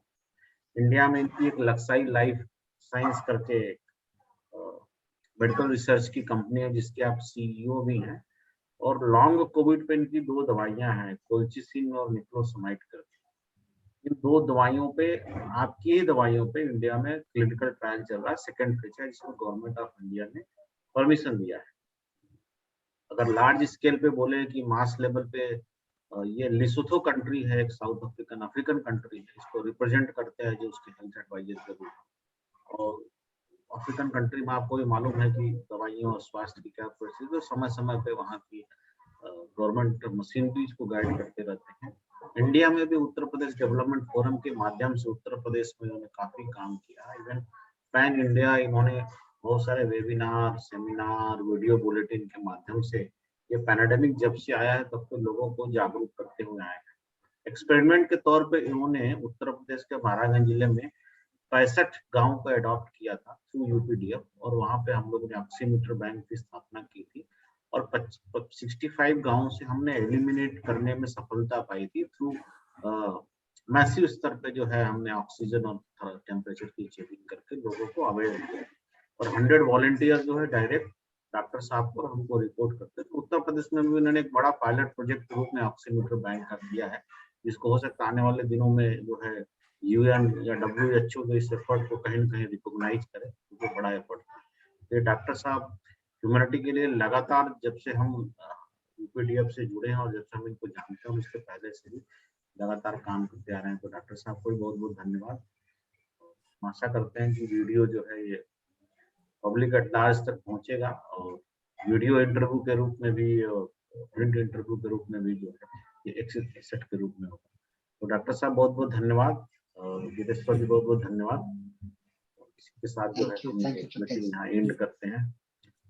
जस्ट एक मैं बात लास्ट में बोल देता हूँ। तो सबसे पहले तो क्या है, इस प्रकार का ये वेबिनार अरेंज करने के लिए आप दोनों लोगों का बहुत बहुत धन्यवाद। और एक जो बात है कि जो ओमिक्रॉन का अभी सिचुएशन है उसमें पब्लिक को पैनिक होने का जरूरत नहीं है, चिंता करने का जरूरत नहीं है, लेकिन गवर्नमेंट को हमेशा चिंता करते रहना चाहिए। So we should not be panic, we should not be worried, but the government always need to be worried because they need to prepare. ठीक है ना? तो गवर्नमेंट को कोई भी काम ऐसा नहीं करना है जिससे जनता में ये संदेश जाए कि अब ये खत्म हो गया। तो government should be worried and we should live with ease. That has to be the motto. If everything will go well, I think we are towards the endemic, we are leading towards the endemic of this pandemic. Thank you doctor साहब। Thank you so much. Thank you doctor साहब, आपने punch line दे दिया हम लोगों को। Thank you so much. Thank you।